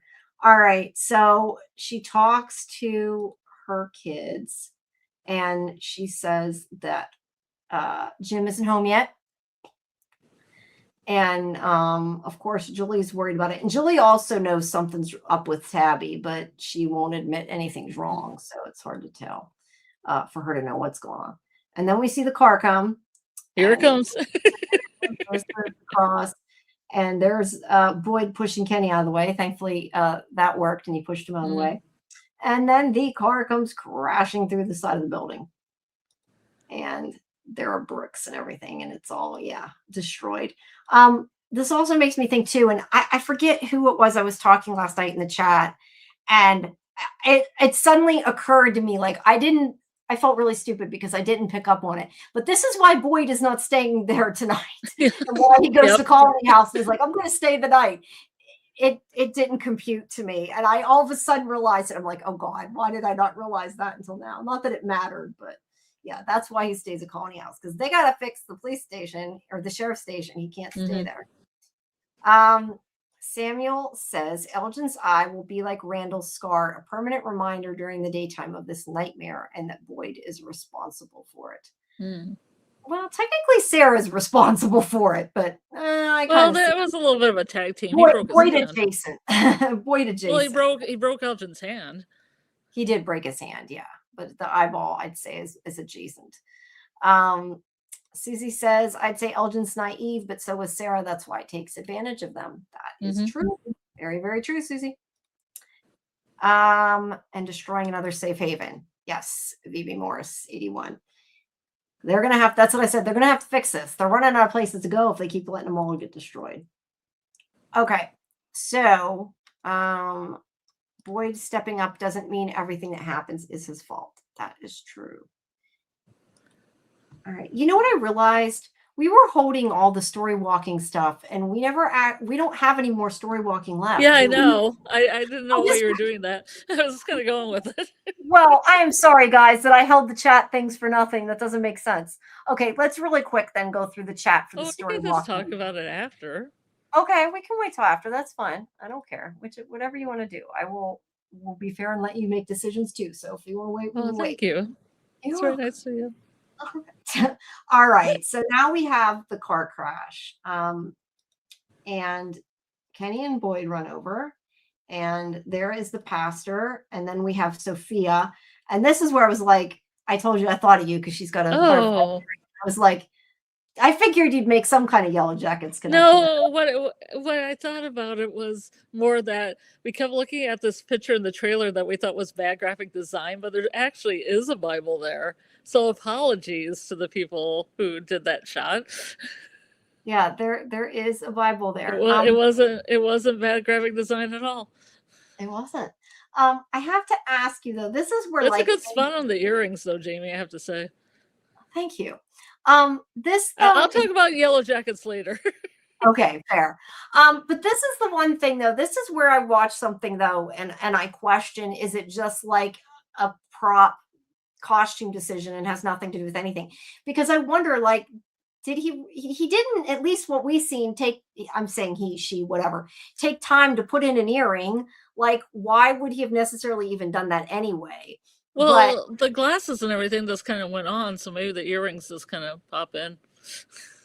didn't he put I thought they showed her putting the glasses on. Am I wrong? Oh, well, I don't know if she has we could check if the earrings are in. No, I'm just saying, like, it just, I wonder, like, is it just the actress's earrings and they didn't make her take them out? Is it, you Yeah, know, but there's a lot of butterflies in this show, Jamie. There's like Kelly had a butterfly. You know, Kelly with the rebar, she had a butterfly necklace on. There's been butterflies on Sarah's wall. There's a whole lot of butterflies going on in the show. Okay, fair enough. So it's probably purposeful, is what I'm saying. It's probably on purpose. It might be, and I probably only noticed it because of Yellow Jackets, and that was what made me notice it. Yeah, buzz, buzz, buzz, buzz, buzz, buzz. All right, so the butterflies don't go buzz, buzz, buzz. If you have never watched the show, I'm sorry. What? Oh yeah, I assume that they know we're talking butterflies, buzz, buzz, buzz. Yes, I assume since we mentioned Yellow Jackets, they get that was part of that. But if you don't watch it, go watch it. It's good. Yeah.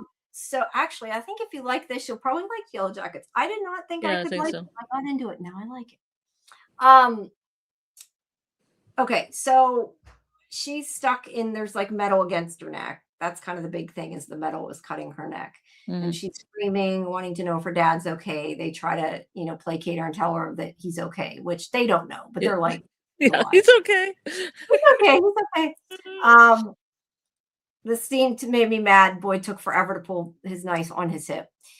You're right, he did, but you know, they had to stretch the scene, I guess. No, I don't know, but you're right. It did take him a long time to pull it out. Hi, Incognito, welcome. Golden Child says, Elgin's eye problem is more of if you play stupid games, you win stupid prizes. Oh, that's funny.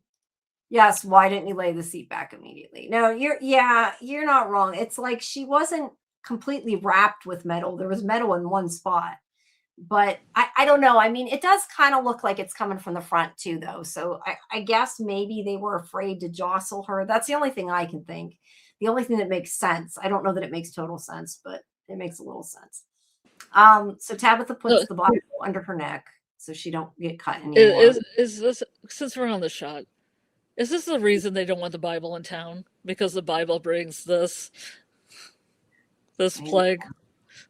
Yeah, I don't know. Because they might not have Bibles in town, because if a Bible comes to town, it means this is going to happen. This start of the massacre. Yeah, it depends how much of the details in the cycle repeat, I guess, more than anything. All right, so Jade at some point still has his violin. He went and got it, or not his violin, Victor's violin. Victor's violin. All right, so Kenny has gone. Boy told him to go get tools out of the shed. He sees Jade, and Jade comes with him and he's like, come help me. So he does go to help him. And then he eventually does cut the seatbelt and help Sophia out of the car. There's where they're all coming and staring. And I'm going to say one thing. The man all the way to the left, people think is the teen in yellow, but I don't think so. It kind of looks like Caleb all red, but no, I don't think so. Enough. Yeah, but more than that, he's not wearing yellow. I mean, wouldn't that be like a big clue? Yeah. Okay. Well, I kind of did a Where's Waldo watching it the second time, trying to watch for a teen in yellow or a speaking role or an extra or stunt person. I mean, I went back and looked. I can't say that I spent tons of time looking, but I did go back and look and didn't see anything either. So I haven't found them either. Red shirts make up the 47. I should write those down. Yes, we'll have to 34. Remember what they look like. All right, so he does get the ambulance to come so they can help Sophia, and Marielle talks to him and says that the guy's alive. I don't remember exactly what they say. His pulse is strong or something like that. They don't really say a whole lot about him at this point. But Tabitha goes back to the ambulance with Sophia, and they try to talk to her why she's the father. And she is a little hysterical at first, but she tells them that when they ask her if her father was acting weird, she tells them what their father has, what sounds like a seizure. Yeah, and I remember at this point, because I hadn't suspected anything, thinking, like, what does that mean? Because there are so many. Look, there are, even Boyd says it, like, there's been a lot of seizures in this show. So yeah, like I don't know. At the time, I was like, what does that mean? Like, why did Elgin have one coming in? How is he connected? But now we know that none of that was true, so it doesn't really matter. Boyd isn't really responsible for Randall's scar. It's a cost. I don't know. Samuel says you could paralyze someone if you move them and their spine is broken. You're right, but they don't really have anything to deal with that. They kind of at a certain point have to move her one way or the other, right? I don't know. That's the way I'm not a doctor. Yeah. Well, I mean, they have so much. I hope Tabitha clocks Sophia's description of their journey to From with the tree in the road. She never mentioned the crows in the sky. Awkward. No, she didn't. But as we said earlier, there were no crows at least at the beginning when we saw him come to the tree. Well, and also she's just been in an accident, so I don't think they're really questioning her. Yeah, they're not right now. All right, try the crowbar, doesn't work. She's crying. Okay, so Randall is the one that is like, why don't you use the winch? I laughed when he said that, because I'm like, Randall was the one with the smart idea, really? Like, why did nobody else think of that? Yeah, you didn't see much of Randall in this episode. No, we did not. We didn't see much of Randall, and we didn't see much of Marielle, were the two ones we didn't see a whole lot of. They're mostly in this scene. Well, I didn't see Bacta at all. No, we didn't see Bacta at all. You're right, we didn't. Everybody went back for the scene in yellow. I do also. I lost where it was. Somebody said, "Oh, Incognito said Teen in Yellow seems like a PM." Yeah. Well, it could be a play on if he is like Doug uses stunt double or has been used for something. He could that could be a jokey name, you know. It could be. I just question that they would need another person for the transformation. It could have been like in between, but like I said, I know from doing the interview, even though I haven't put it up yet, that she's double jointed. So I would assume that they wouldn't need an in-between step. But maybe I'm wrong. I don't know. Well, we can look through and see if we see a kid in yellow and teen in yellow in the summer. Shape shifting Sophia. Yes. TM. I don't know why I feel like that needs a TM there. Yeah. I'm just That's saying. another merch doll. And it's merch. It's merch. And if you guys haven't, make sure that you do check out my interview with Harold Perrineau that you could find on our videos tab. And I will have the one with Julia Doyle, who plays Sophia, going up tomorrow. As well as the way home stuff, because I just realized it's after midnight and I didn't put the video up because I started doing this. So that will go up too, even though and that's plus not it's after 12:30, so you might want to hand out that's why I stopped. All right. I will give everybody a second, because I think a couple of people, was there people that came in since then? If you haven't, this is before I pull this one, you will have more chances, but I'm going to pull a winner for the one of the talisman keychains. So if you haven't done it yet, type hashtag man in yellow spelled out in the chat, and you will be entered. If you've already done it, you can keep doing it, but it won't help because the algorithm thing, whatever it is, the program that picks somebody will not give you multiple entries. So feel free, but it's not going to help. It won't count it. But yeah, we will draw one in a second here. There's still way more people in here than people that entered. So I don't know if people just are like not really listening the time we happen to say it and they're not listening to the whole thing, or if they don't want a talisman. I don't know. Well, some people don't have a YouTube account. I don't think you have to have a YouTube account. This is for StreamYard. I think you just have to. But if you don't, you can't use the chat if you don't have a YouTube account. Well, normally they could be using it on Facebook, but the Facebook got disconnected because it wasn't working earlier. But usually they could be using it. So, okay, let me figure out how to, I got to share this screen here. Hold on, guys. We're going to share the screen so y'all can see me do it here.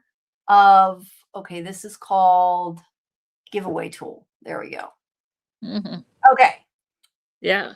Made ours smaller for a little bit. Now we'll get back to that. But anyway, okay, so I don't know what this is going to do, but somehow it's going to randomly pick somebody. So this is the first person who is going to win a talisman keychain. Yes, it went through everybody. And the winner is Lori, real chemotherapy. Yay. Well, at least I know how to get a hold of her. So that one's easy. All right. I don't know if it keeps track of them, so I better write these down to make sure we get everything here in case we do not. But Lori, oops, why is it saying? Yeah, she does have a birthday too, so that's nice.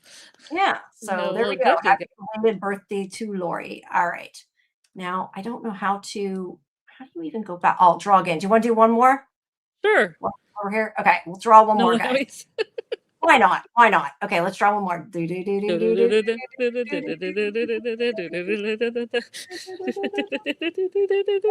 it is Anon. Yay! Congratulations. All right, we have 2 winners. I'm going to write that down as well and keep track of this here. Lori and Anon. I will have to give you guys my email, won't I? Because otherwise you're not going to be able to contact me. All right. I don't know. Do you think that's the best way? I'm not sure how else to get their information other than to give my email. You know what? DM me. Let's do it this way. DM me in Discord. That way I don't have to, because I hate to put my email in the chat. I'll probably end up with spam.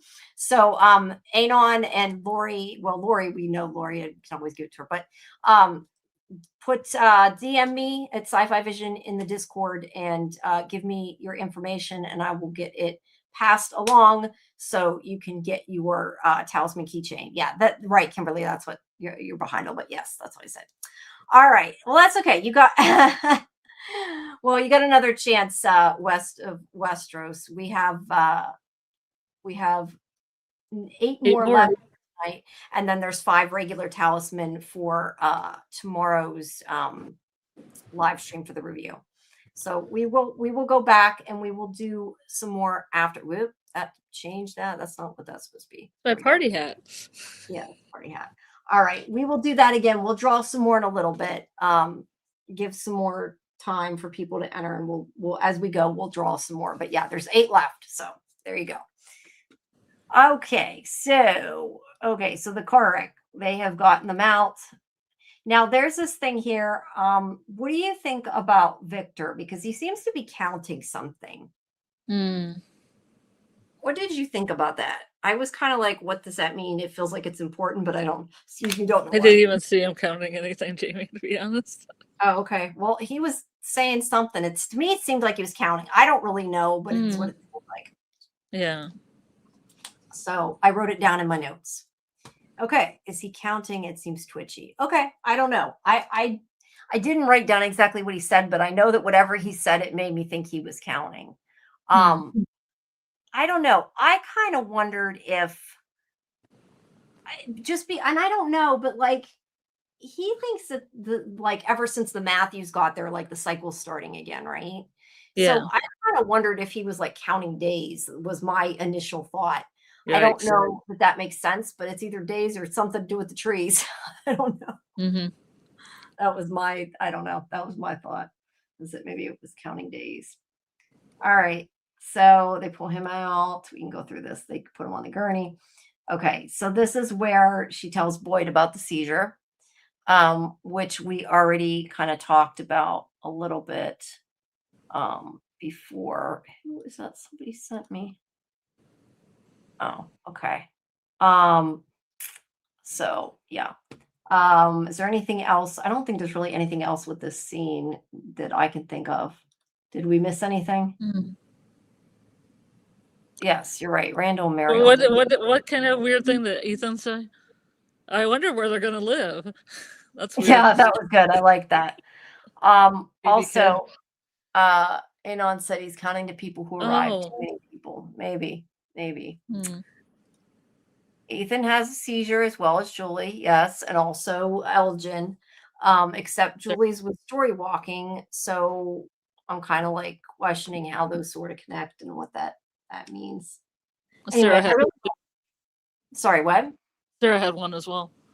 Oh, Sarah, yeah, Sarah had him as well. I really like this shot. I don't know, it looks cool. Yeah, it's nice. It's a good composition. It is. All right, so they're going I'm back. serious.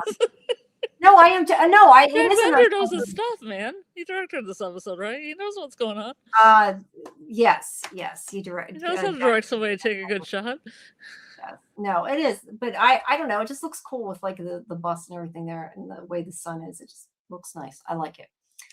Anyway, so they're going back to the house. They're worried about their dad. Tabitha keeps saying, "Oh, he's fine. He's probably at Colony House or Nobody something." even bothers looking for Jim, you know? I know, like, did you mean that little fine. cute? It was like the kids didn't even freak out as much as they normally do. Like when Tabitha was gone, they were freaking out, like, I'm gonna go, and they're like trying to leave, and their parents are stopping, or their father had to stop them, and like they're just like, oh well. Could be by the RV, could be somewhere else. I don't know. He'll come back. Yeah, maybe. All right. So Jade wants to talk to Tabitha. And wait, I'm trying to get where. Okay. Okay. Sorry, I'm trying to scan through to see where I was. I lost where I was. Mm-hmm. Okay. He wants to talk. She tells the kids to go inside. He wants to tell people what happened, but she isn't sure that what actually happened was real. He says it felt real, and she says that Sarah tried to kill Ethan because something convinced her they could all go home, and she's sure that felt real too. I like that because you just got to tell him off like, well, I don't think it felt imaginary, you know. Yeah. He says it's different, and she says something that I think was really smart, that they never say things like this. As she said, what's easier to believe, that whatever is keeping them there put thoughts in their heads to torture them, or that they've been coming back over and over again for centuries to try to save children that are already dead. And this is where he says they can go talk with Jim, and she's like, Jim isn't here. So yeah. What do you think about him wanting to tell everybody? How do you feel about that? I feel they should. I think they need to start sharing more information. I mean, even if it's false, they need to share information. The more information they have, the more the more you know. Yeah, no, I agree, and I like that. Got more people to the servers, yay! I like that Boyd, told them about Smiley and everything. I was like so happy that they're sharing information. It's a good thing. These people never talk enough. They need to talk to each other. Let's see. Meanwhile, the kids are worried about where's Jim, where Tabitha's like, he'll be fine. Well, she's like, he already got his throat slashed. It's okay. No, I'm kidding. She doesn't know that. He's by the RV. He's in the RV. It's fine. Well, technically, I didn't think. Technically, he is by the RV, right? Yeah, he is. Look, I think, though, to be honest, like, if people don't come back after dark, like, somebody shouldn't risk their life going to get them. But, like, they're your family. You should go find out what's wrong. Maybe not go out, but at least, I don't know, do something while you have some daylight left. But apparently, it's not important enough. So ask around. Yeah, ask around. They don't even do that. All right. So this is where Boyd's on his way to Colony House, and Acosta comes out, and she wants to go past him, and because she's screaming. I don't know why she's screaming, like, get your hands off me. Like, did he even actually touch her, or did he? Yeah, he did. He did. Okay, I wasn't sure if he did or he just put his hand out. But she says, do you think you're some kind of hero or martyr who did what he had to do, but you're not. You're a monster. I don't know what you were before, but you are now. All of you are. So she's not a fan of Boyd. He's the voice of reason. He is the voice of reason, but she is not happy with him after everything. I often equate her with Jackie in Yellow Jackets, because all this crazy stuff was going down, and Jackie was the one that's like, you're all acting crazy out here. We need to be more logical. And then they, you know what happened. Yes, I know what happened. But I'm not trying to spoil Yellow Jackets, but this episode reminded me a lot of Yellow Jackets in different ways. But she's the voice of reason. Yeah, she might be the voice of reason. Just me says Victor's probably counting how many people are in Fromville. He might have been. Yeah, I don't know. I just thought it was weird the way they had him counting. Mhm. So anyway, she is still upset over Elgin.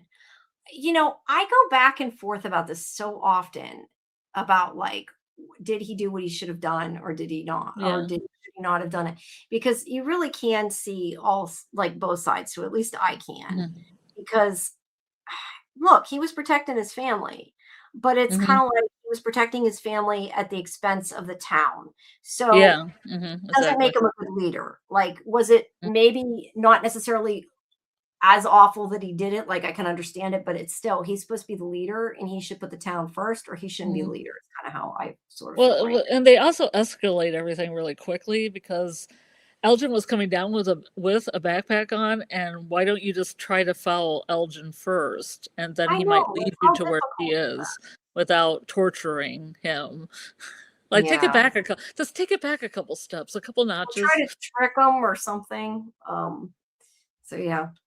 Two people shouldn't have shown up. Only Jim is missing. Victor probably knows Jim is dead. I think Ethan knows too. A new car only usually arrives after someone dies. Maybe, but the thing is like the Matthews car arrived after the Pratts were killed, but only Megan and her mother were killed and three people came. Mhm. So I don't know that that's always the case. Um, I know people seem to think that it keeps the same number, but I don't know that I buy that. I don't Yeah, know. I don't know either. Yeah. Let's I don't see. have enough information. The trailer is for the first two episodes plus some crumbs from 4 and 5. Yeah, I can't comment. Watch the show. Here That's we my go. answer. Watch. I don't know if that was a question, but that's my answer. Watch the show. Yeah, Because I don't know. I mean, I don't know that that's really a spoiler, but I'm not gonna yeah. answer that. Does she even know what Elgin is responsible for doing? I don't think she does. I don't think he ever got to tell her the reason it Yeah, I happened. don't think there's good communication. There I mean, isn't, she but I just walked in and saw it. I mean, everybody would have been shocked by that if it's not that's true. explained. And even if explained, it's probably not great. Yeah, you're right. But the thing is I think like he tried to tell her what was going on and she wasn't even listening. So yeah, I don't know. Um, but maybe if she But knew, it's but people how people would respond normally to seeing torture happen. She is a voice of reason. no, I agree with you. I think right now her being pissed is normal. I mean, I don't know that the way she's reacting to Boyd is necessarily the right way to go about her problem, but I don't disagree with you that she has a right to feel the way she does. I just think she Yeah, should be but handling I it love different. these two actors and their dynamic though. They do it so well. Yeah, no, they really do play off of each other well, arguing and everything. I'm actually surprised because they argue so much. I haven't heard people shipping them, to be honest. I'm not saying you should. Oh, I'm just, I have. I oh, you have. have? I Okay, have there the you go. whole like I push you up against the ambulance and you fight me, and then pretty soon we're Oh, making out God. against the ambulance. Okay, get You another drink. okay? Yeah, no, it's my throat is so dry. Yeah, we shipped them before. Weather here is shitty. I know, Jenna, you like you came here and you're like it's great. No, I don't like it. It's bad for my allergies. Personally, I do not like this weather. All right. So anyway, yes, they're fighting.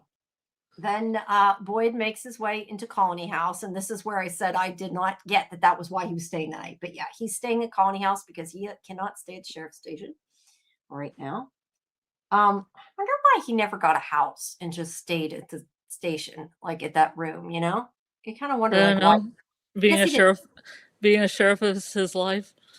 Maybe I kind of wonder if maybe him and Abby lived in a house, and like Yeah, when she died, like the three yeah, of them but lived together, yeah. and then, Well, and then sorry. sorry, no, go ahead, go ahead. No, Mari and Christy live in the medical clinic, so I mean, why wouldn't he live where you live where you work?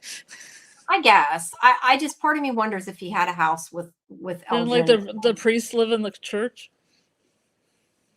I don't know. I just would think, well, where would Elgin normally go? That's why I said like I wonder if the three of them lived together Mm. and then she died and then like Elgin went to Colony House because we know that he was mad at him and that's why he went to Colony House.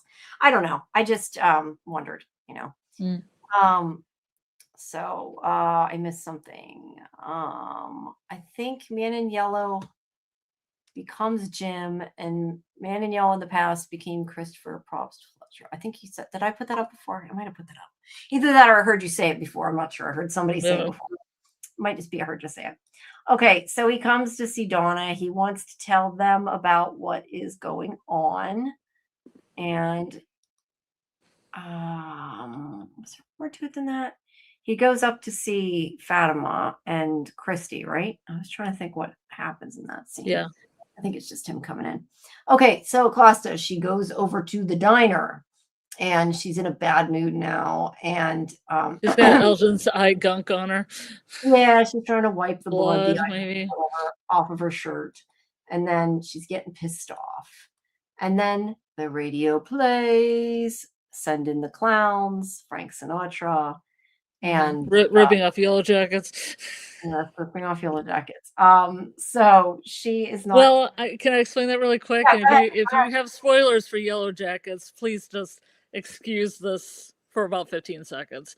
There was a scene in season 2 where there was a cop coming into a situation, and Walter was singing Send in the Clowns before the cop came. So it's weird that they're also playing Send in the Clowns with Acosta. And I don't know if this is some kind of like thing, a little, maybe there's other instances of using this song with cops, but it made me ultimately think of Yellow Jackets. Fair enough. Spoiler done. Yeah, I don't know. It's not much of a spoiler. Yeah, I'm gonna say that isn't really much of a spoiler, but yeah, I don't know if it was part of that or not. But either way, it was to piss Costa off. Yeah, but it seems really weird because that was a long time ago in Yellow Jackets. So I mean, I hope the From people watch Yellow Jackets. That's all I'm saying. They might. I'll have to ask them sometime. Maybe you'll get to talk to them again or see them again. I'm trying anyway. Don't know what's gonna happen, but I'm trying. Yeah. Okay, so she picks up the hoodie that she puts. We know later she puts. This seems like she's looking at it in a really intense way, but I think she's just putting it on. Yeah, that's why when I watched it the first time, I was trying to figure out what it was, and it didn't occur to me that it was just the hoodie because that was it looks intense, right? It does. It does. I really thought it was something else, and it never connected with me. Okay, so then we go back to Fatima, and Christy is talking to her, and she's like, "Is there anything else you can tell me about what happened?" And this is where she says, "Do you want to know about the terrifying woman in the kimono who held me down, or what she pulled out of me?" She's pissed at Christy. I don't blame her. Christy wouldn't believe her. Although she's not pissed at Ellis, who also wouldn't believe her. But I get that she's pissed at her. Christy repeatedly told her she was imagining being pregnant, and she clearly wasn't. So she got some splaining to do. I get that she's mad at her. I don't know. All right, so Boyd comes in. Yep, got some splaining to do, Lucy. Okay, so he comes upstairs with Donna. He has brought her in. He wants to tell her as well everything. So this makes me think, and I was going to ask you, I don't remember which episode it is, but one of the episode descriptions said something about like the trusted circle or inner circle or something. I wonder if this is what they're talking about. Is this group here? Because now all of them know. I think it's that shot where they have the I think their circle of trust is that shot in the trailer with the yellow suit when they find it. Because I do believe that's Christy and Donna and Boyd and Ellis and someone else. Kenny's kind of missing, but I feel like that's kind of like the circle of trust. Yeah, it could be. I guess either could be. Regardless, I like that he's telling people. Like, I understand he told Fatima and Ellis. He kind of had to. It wouldn't be fair not to. But he didn't have to tell Christy and Donna. That was a choice. Something just beeped to me.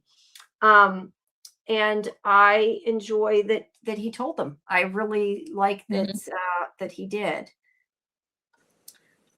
What time is it? It is. We will in 5 minutes, guys. We will pull for another talisman keychain. We are in the middle of the night. It's 12:55 a.m. where Scarlett and I are at. To answer your question incognito. But we will, in 5 minutes, let's pull another name for the talisman keychain. So if you haven't entered yet, type hashtag man in yellow spelled out into the chat and it will enter you. If you've typed it before, you are already entered, so you don't have to worry about it. But if you haven't, you can do that. I'm glad you love the channel. Thank you, Anon. I hope you guys are all enjoying this. It's been fun. I don't know. My legs are starting to hurt, but other than that, it's been fun. I need to like move. same. I don't move. That's my worst thing. I never do. I sit here and I forget to like move around. I'm gonna cover my face up there for a minute and like stand up and stretch when talking. Yeah, you should do that. Yeah, I'll do that as well. Tell me, but you should be able to. It's fine. I can hear you. Okay. So yeah, they talk about what happened with Fatima's baby, and he actually tells them about Smiley. And of course, as expected, Fatima's horrified. I didn't expect anything else. I like that Elsa's like, that's not what he means. Tell him that. Tell her that's not what you mean. And then he's kind of like, it's worse than that. Right? Because he's like, it's not just a monster. It's the monster I killed that you had as a baby. So now you are the mother of that thing. I don't know. I think that she acted fairly normal is how she should have reacted, I guess. Fairly calm for what she found out. I don't know. What did you think about it? About how she reacted? Oh, I don't know. I think Fatima's completely in the right the way she's reacting to everything. She's gone through this horrible trauma. And, people were telling her she was crazy. Yeah. Yeah, that's why I'm saying, like, I totally get that she's upset and pissed and not wanting to keep talking to them because they're trying to get more out of her. Like, I think she just didn't see who it was. And that's what this is about, is that, okay, so Boyd tells about the baby and then wants to know what she told Kenny, which is that she saw the things in the woods, how they became how they are, that they used to be human. They made a bargain to live forever.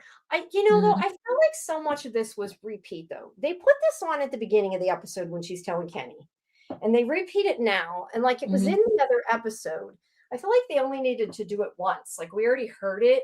And it made it feel to me like when she said it, like it was supposed to be this revelation, but we already knew it.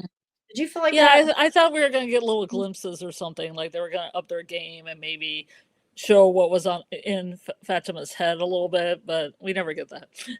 That would have been cool. I would have liked to have seen that. But yeah, she says that. Can you still hear me from here? Yeah. Okay, I'm turned around. I got my legs up on the couch and backwards. I'm stretching. Okay. So yeah, she said that they made a deal with something. I think she said thing, not somebody. And Boyd is like, who? And she's like, I didn't see. I don't know why. I don't know if he's so adamant of getting information or he really doesn't believe her. I think she just honestly didn't see it. I don't think it's anything. Yeah. I think he was just trying to get her to remember, but she doesn't. Yeah, maybe he's afraid she's just traumatized and doesn't remember. Yeah. But I tend to think that might be the case, but I think it's more likely she didn't see it. I also, and I know I think you disagree with me, but I think, and I've said this before, I think the man in yellow like is the big bad. So when she says they made a deal, I think he's what they made the deal with. Who they made the deal I think with. one of the showrunners actually said that in an interview. Oh, did they? Did I forget that? He's the big bad for 4 and 5, yeah. Oh, I thought you meant they said it during the interview. I was going to say, I was like, I didn't remember them saying that. No, not the interview you had. It was some interview that just came out. Okay, that he's the big bad. Okay. When they greenlit season 5. Oh, okay. Well, that's cool. I'm right then. Jamie's right. No. There you go. I don't know. I've thought that before. A lot of people I know said, because I think you explained it. He was middle man. Was that you that said that he was middle management? No, Doug himself said he was upper management, which led me to believe the giant spider was the big bad. Oh, okay. Okay. Fair enough. But I mean, Doug didn't really know either. It wasn't like I don't think he did either. He just had to kind of guess. Yes. Can you see the talisman? Let me see. Yeah, that's probably the best way. If you go into the Discord into I pasted them in announcements too, but Dieter had put them, I think, in the From channel. Yeah, I see the From channel. You can see a picture of them. I do not have any like myself, so I can't show them to you. I'm gonna probably buy one, but I don't have one yet. So sorry, but you can see the pictures there. I don't have the picture saved to even figure out to share it, but yeah, it's in Discord. But they're really cool. I think they're fun. But yeah, if you don't win, you can get, like I said before, you can get a discount in the description of the video. There's a 40% off discount. The 2 are for the giveaway tank. Yes. Yeah, but this is for the keychains. Tomorrow night on the review, we're going to do the 5 full-size talisman. Okay, so we will pull one now. Let me share the screen again here. Hold on, I gotta find it again. Giveaway tool. There we go. There we go. Okay, let's draw again. This is 3, right? West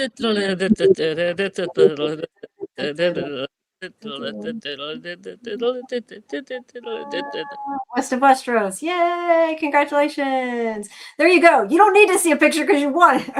So there you go. No, I'm kidding. But there. So go into, I think they just joined the Discord not that long ago. So I'm writing down everybody's name to make sure I have it. Hold on a second. West of Westeros. Okay. Congratulations. Go into Discord and send me a private message, and I will send you send me a private message with your address, and I will get it to them. But yes, you want to do a second one? Yeah, I'm going to before. Okay. Yeah, no, I was going to. I was just going to say again that Dieter set this up, and I lost where I had the name of the Rabbit. Yeah, Rabbit Tree Designs is who gave them to us. So thank you to them as well. But Dieter set it up because he's awesome. Oh, it's only US and Canada as well. Yeah. I keep forgetting to say that. Hopefully everybody that entered is US or Canada. If you're not and your name gets pulled, please tell me and I will, I guess, pull again. What did he win? A date with Sophie? No, I can't do that. Sorry. That'd be your last date. Yeah, it'd be your last date. Exactly. All right, let's pull another one. I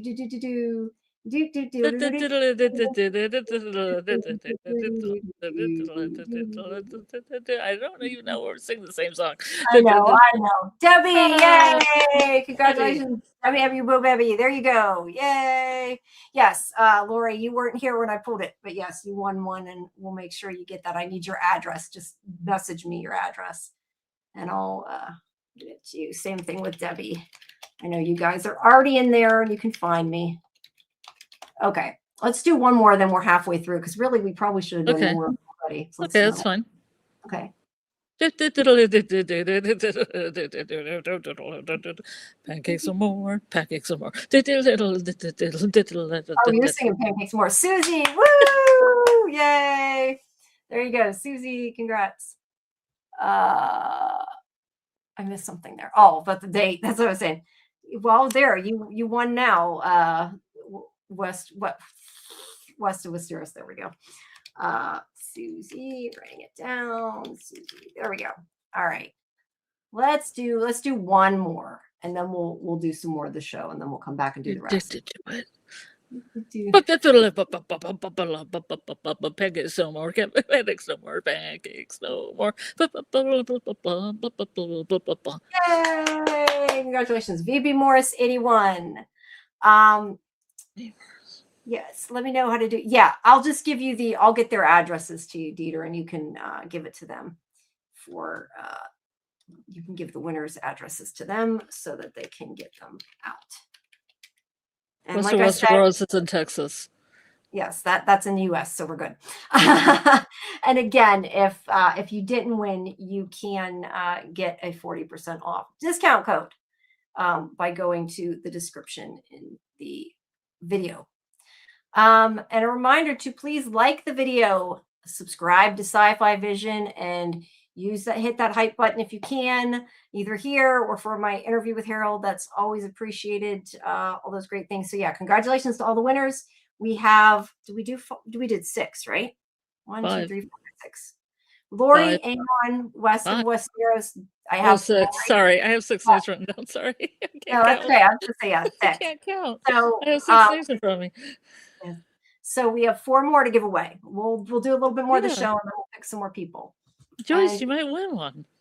Yes, I was gonna say, was everybody here? Has everybody been here that when they won? Lori, I know wasn't, but she came back, so I can't remember. That it's good, Dieter. You can't listen, but yes, if you can hear me, it's good. We're good. Okay, so back to this. So I lost my.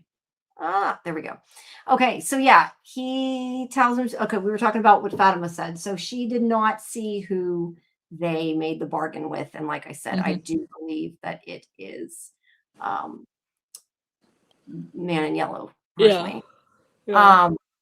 Yes, Kimberly is correct. If you guys check out my interview with Harold, I did ask her question. She gave me about he and the cast theory craft. So make sure you guys watch it. And it has the shout out to Sci-Fi-Vision it too. Hey, Doug's back. Yay. Still no season 4. Oh, they still don't have it up. You're looking on the website then. I didn't realize you weren't looking. I don't know why I was thinking it's on TV. Most people don't watch it on TV, but I mean don't watch it on, through the thing. They use the streamer. I can't talk. All right. MGM plus cable channel. MGM plus. Yes, that's what I meant. Mm-hmm. Look, I don't know. I don't understand that they don't all come out at the same time. I don't get it. I know you're a different day, but it still doesn't make sense to me that Amazon came out an hour later than MGM straight. And it's annoying that I had to go get a trial of MGM to be able to do it. All right. I'm actually working on some stuff here. All right. So we talked about this. Yeah. Was there anything else from here other than she gets upset because she says that she told them everything she knows and she's going to go take a shower. And then she takes a shower with her clothes on. I don't know why. Because Zildjian took a bath with his clothes on. I guess maybe, I don't know. Look, she's trauma. She's dealing with it. I think that's what it's supposed to be, that she just can't get herself together. Yeah, which I understand. All right. Oh, favorite part. Then I was gonna say, then she also doesn't have to wash the dress either, right? 2 things, one 2 birds, 1 stone. All right. Now I do want to really quick talk about this scene where Victor is making noise because he's dragging the bed in and his father's moving in with him. I do not, I forget, was it Gabby? Somebody in the chat who said a lot of people like this scene. I thought this scene was really senseless. I just did not. Oh, it's to give Henry and Donna some flirting time because they already had that one night stand. This is for the Donna and Henry shippers.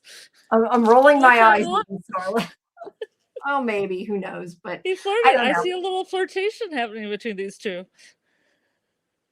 Maybe a bit. I don't know. I don't see it, but I don't see chemistry between them. But my point, regardless of all that, is I was meaning that to me, like, it doesn't seem out of the ordinary that his father would move in with him because there's not like an unlimited amount of rooms, right? And like, finally, and he has a huge room, and he should be splitting that room with somebody.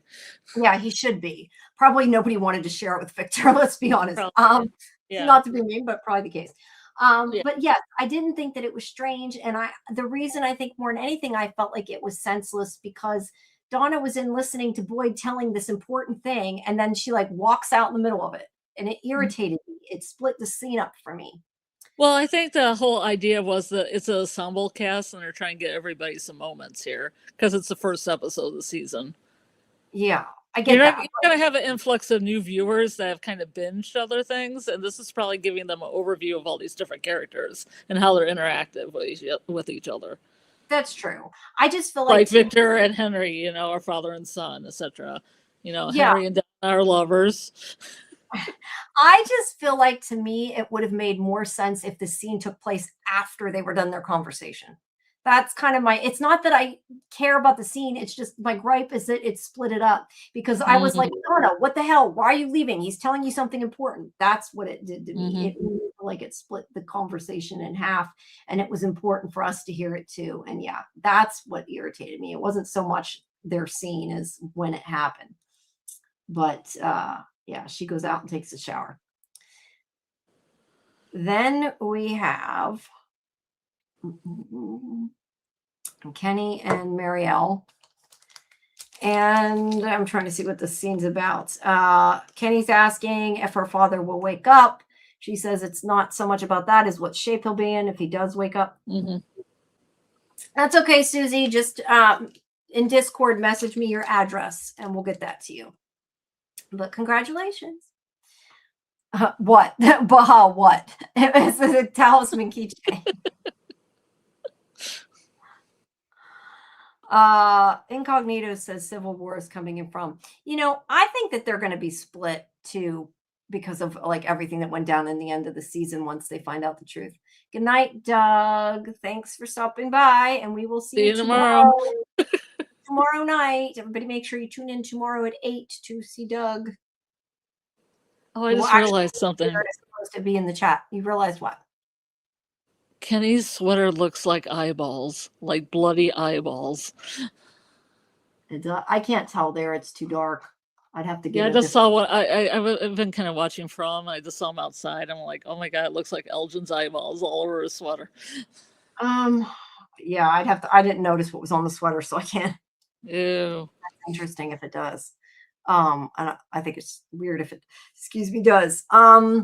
Well, it's not exact, Jamie. It's a pattern, but it invokes that in me. Got it. Let's see. Dieter said, where did he get it? Probably from the storage thing at the diner, right? That would be my guess. I don't know. Counting House is pretty big. They might have some fold up beds around.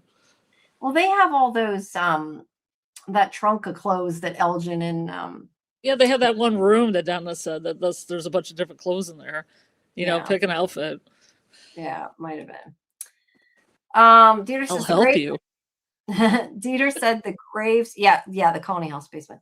Dieter said the graves in the trailer might be the pastor and Jim or the pastor and Tilly. Could always be Jim stays missing. Don't really think so because there's no scenes in the trailer, but you never know. It'd be great if he was just missing most of the season. We'll find out. He was missing most of the season, and then there's that scene in the trailer with him and Ethan, and then they find out, you know, that's the end, the crescendo. Maybe. I mean, like there could just be a flashback. Like, I don't know. But yeah. He's looking pretty angelic. He's either dead or something's up with it. I don't know. Find out. All right. So yeah, they're talking about her father at this point. And Sophia comes in. Her father, yeah, right. Well, the fake father, is that better? We don't even know his name. It's sad. Yeah, he's the pastor. Yeah. So this is where she's like, I want to call my mom. Can I borrow your phone? And he's like, oh yeah, that's not gonna happen. So yeah, he tells her that he has to talk to her about the town after he says there's no cell service. I wish they would have shown the scene of him telling her instead of walking away and having done it off screen. I really think I kind of liked it because like other things, it was more short and to the point. Okay, fair. I don't know. We've heard it before. Yes, we have heard it before, but we haven't heard it in a while. So. Point. Did we see? Whoops, wrong one. Sorry. Did we see Tilly get a funeral? Timeline has only been a few days since she died. No, we have not seen that. Wester says, I'm not sure that Kenny hasn't figured something is off with Sophia when she says, pray for the people in the town trapped here. She just arrived and is calling it trapped. Isn't this after he told her, though? I think that's after they had the conversation about the town. We just didn't see the town. So I'm guessing that was in regards to that. Also, the other thing is, I don't know if it's relevant. I just want to bring it up because I noticed it. again, it may mean absolutely nothing.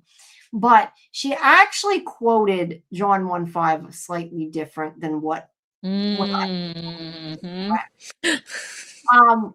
I wondered if it just she quoted it a little bit wrong, but maybe because she's not really a pastor's daughter, she doesn't know it. I don't know. But she says, light shines in the darkness, and darkness shall not overcome it. It actually should be, at least according to Google. I didn't look it up in the Bible, but according to Google, it should be light shines in the darkness, and darkness has not overcome it. So I don't know. I tried to think of like, does that really change the meaning? It's the changes the tense. Darkness hasn't overcome it compared to darkness shall not overcome it, but I don't know whether it's important. But it's a good point out though, Jamie. Yeah, well, it was only because I was trying to like write it down in my notes, and I looked up what she said, and I just assumed that. I mean, I looked up what the 1:5 was, and I assumed that was what she said. But then when we were doing the watch part, I'm like, wait, that isn't what I've written down. So I found it. But that later could be a tell if she's quoting the Bible to somebody and the person knows their Bible, like maybe Elgin, and he's like, wait a second, that's not exact. You know, Yeah, not Kenny here. I don't think Kenny knows because he was like, I don't really pray. Yeah, I don't know if it's that much different that I don't know. Like I said, I found it accidentally, so I wanted to point it out. But it is slightly off. All right. So here, Bill put it up. Yes, that's what it should be, not what she says. She says shall not overcome it. So I don't know. We'll find out, I guess. Maybe, hopefully. And then again, it may never be mentioned again, and it was just something I noticed, and she said it wrong when she read the or it could be a tell later on. It could be, yeah, but it could just be she read the script a little bit wrong and they didn't make her change it. Who knows? Okay, so this is Julie's. Wait, Sophie, what's this about Sophia? Hold on. Sophia has abilities with her hands, like she can affect the body. I suspect her that she did with Kenny, plus she touched talisman. She is touching a lot of stuff. Yeah, somebody, and I don't remember who it was. Somebody in the chat, I think from Discord, had said like maybe he fell asleep because she touched him, which is possible.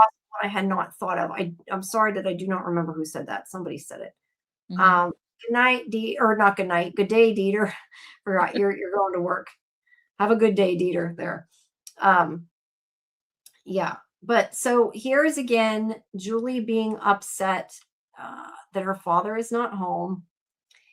And I lost where I don't know where it is in here. I lost where it is in my recap. But anyway, I'm trying to remember exactly what the conversation is. She's upset about her father. And then this is when Ethan comes in and says, is he dead? Isn't it?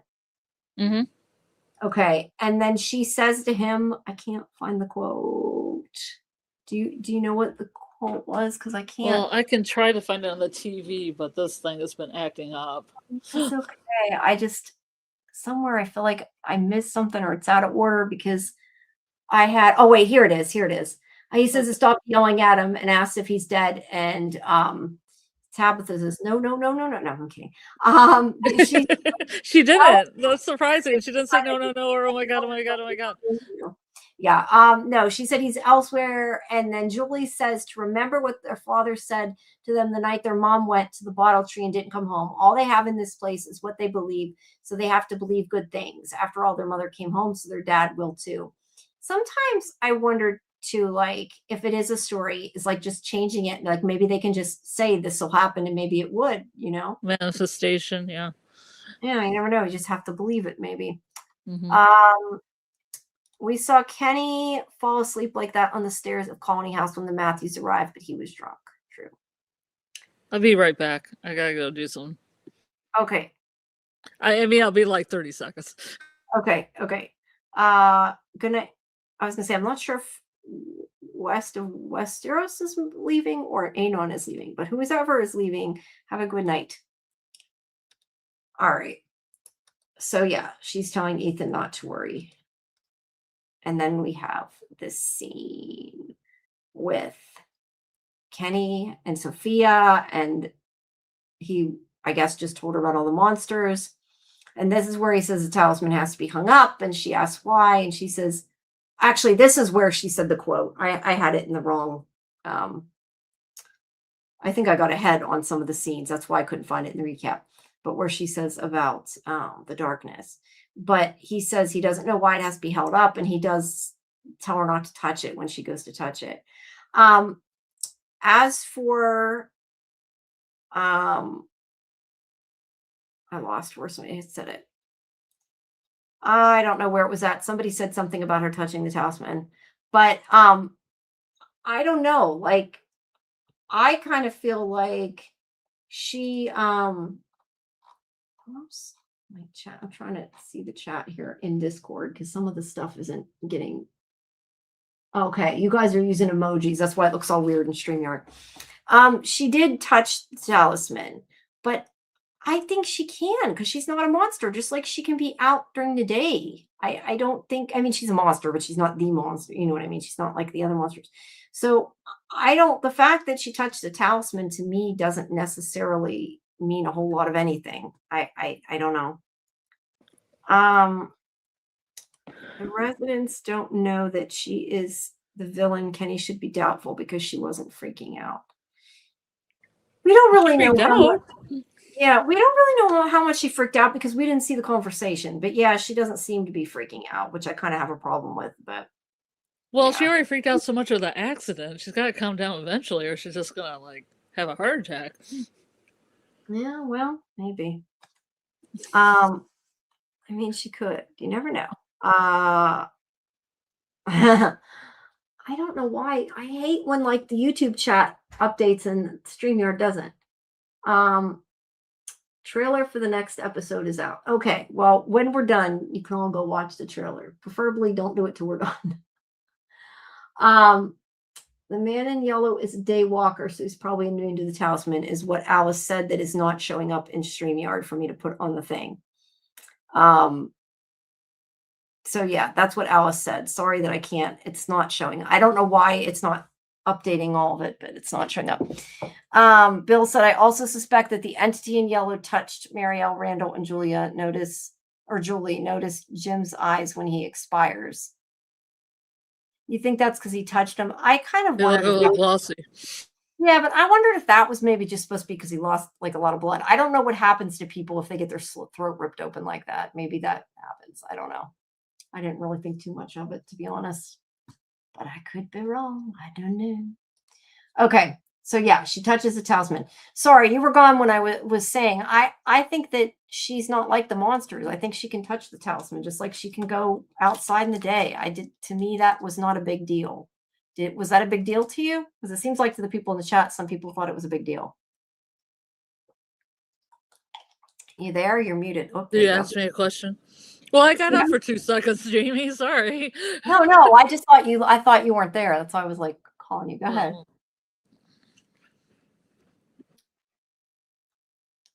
Did you hear the question? Yeah, I just have a lot of things going on in my house right now. What was the question? Oh, okay. I was just saying, like, did it seem like a big deal to you that she touched the talisman? To me, no, it doesn't. Okay. It wasn't. I didn't really think of it because I just thought she just touched it because she was curious, because I didn't know she was a man in yellow yet. Right. But I think they mean like she was able to touch it. But I don't think, I don't think the man in yellow is affected by that. The man in yellow is a day walker, so he's probably immune to talisman. There it is. Now it came in. All right. So yeah, that's my take on that.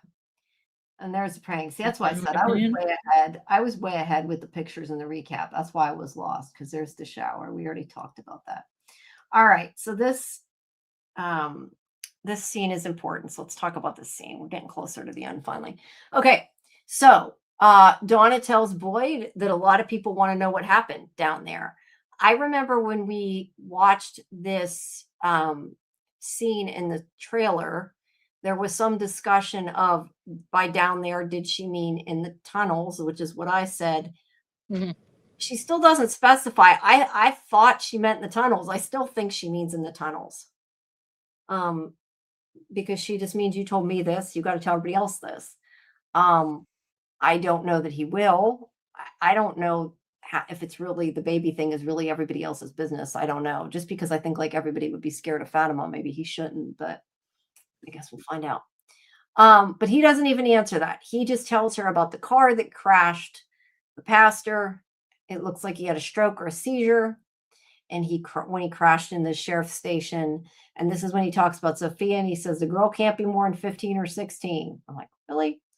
And now she's waiting to see if her dad lives or dies. Why Kenny explains that the life she had before is over because they're in a place where monsters smile. Do you think she looks 15? I don't think she looks No, I 15. do not. I do not. Look, we've talked before about they hire older people to play kids because they can, Yeah. work the whole thing. But I don't understand why they didn't just say she was a little older. To me, that was really bizarre. And yeah, I mean, it doesn't really make a difference. It doesn't, but it just was really weird and jarring to me when he I said mean, that. if she was like 20 and she was a college kid, would it really make a whole lot of difference? I don't think it would. No, but like, why not just say she was that age then? Like, why say she's 15? Maybe they want her to be more innocent than, That would be 15-year-olds my are more only thought. innocent. Yeah, I don't know. That'd be my only thought. But then I mean, we say that, but to be fair, I mean, Julie is clearly older than 16. So, it is what it is. Anyway, he says that she'll likely die there. And then he says that the only thing that gets him out of bed in the morning is the idea that maybe they can beat the place and I'll get home someday, that maybe the good guys actually win. It just hit me that this is still a continuation of the other scene. I didn't realize it. I don't think they ever. What's happening? That this is still a continuation of the other scene. Like they're still in the same bedroom. It just didn't, I don't know. It didn't hit me until now. Okay. But anyway, he said that what keeps him up is knowing they could win. But after what he saw in the tunnels, he realizes that they're 3 steps ahead of them. And he thinks, like Donna said before, the game is rigged. It doesn't matter what they do or sacrifice. Nothing matters. This is why I feel like he can't tell people about this, because I think it'll break everybody's spirit if he tells them about it. But this is where Christy yells at him. I like you can see the dream catcher. Oh, the one Donna gave her? Yeah. Oh, that's right. That's her, the one she gave her. So, see, I didn't go through these. Donna wasn't in this enough. I like Donna, and we didn't see enough of her. That's my opinion. So Christy is I love Donna. Yes, she's awesome. So Christy is yelling at him and says that he doesn't get to feel sorry for himself, that they all have reasons to feel sorry for themselves, but no one else is asking her to stitch up someone's eye socket. So she needs more than monsters. Whoops, I lost. Where was that? She needs more than monsters live forever and they're all going to die. He is kind of being like, wah, wah, wah, wah. He needs to buck up. Yeah, it's a good line. It's a really good line that Christy has here. It is. She tells him that it doesn't matter how many people she stitches back together, but if they see him lose faith, then people are going to start hanging themselves in the bathroom. That's kind of sounds like she's blaming him for what happened before, though. I know, but Eric wasn't his fault. I don't remember what happened, but I don't think it was Boyd's fault. So I don't know. Oh, I know. I got distracted when you went out and back in. Somebody had asked, and I don't know where it is. Somebody had asked, oh, here it is. After she kills the pastor, do you think she'll remove the talisman? I don't know. Do you think I don't know. I think the man in yellow is playing his own game, and I don't think it really has to do with the monsters. That's fair. I also kind of feel like she wants to watch them suffer, and not that watching them get ripped apart isn't suffering, but I think they're more about the mental anguish. And I feel like if they come in and kill everybody, then it's over. They want to play with their food, right? So they like to hunt, they like to play, as Donna says.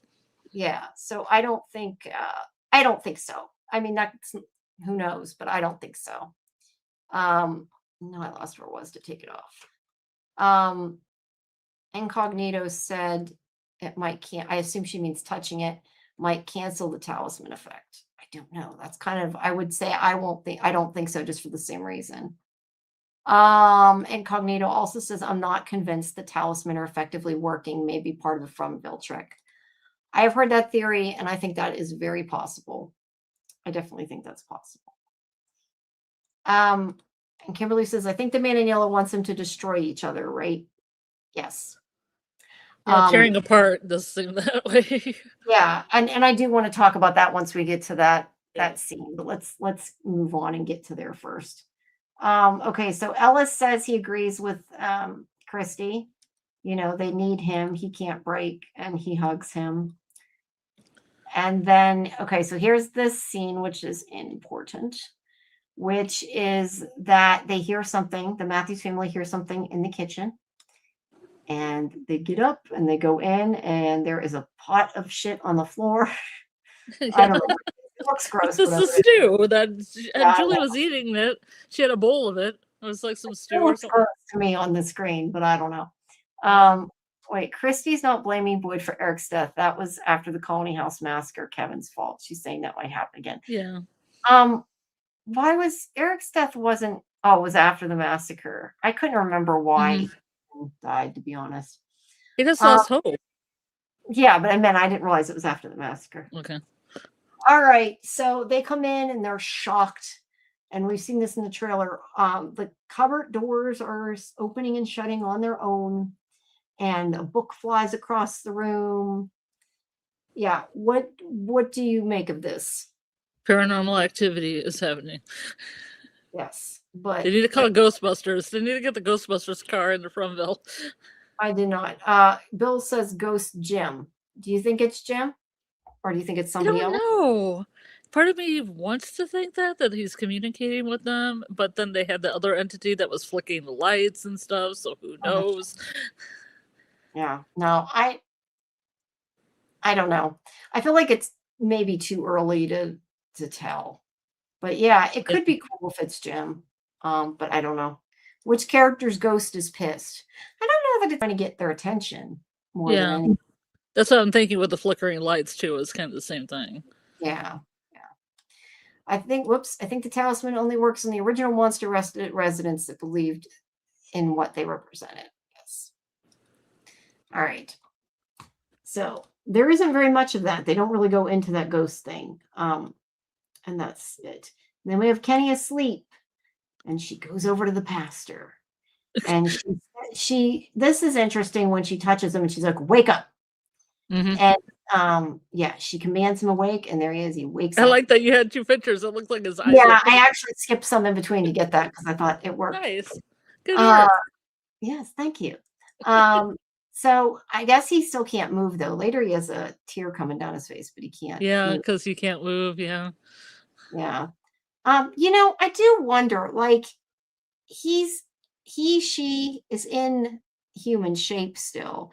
I kind of wonder, like, are the injuries not really, like, I don't know. I wondered, like, if she can get really injured, like, are the cuts and stuff on her real, or are they fake and, like, doesn't get hurt and, like, pretended to? I don't know. Like a glamour?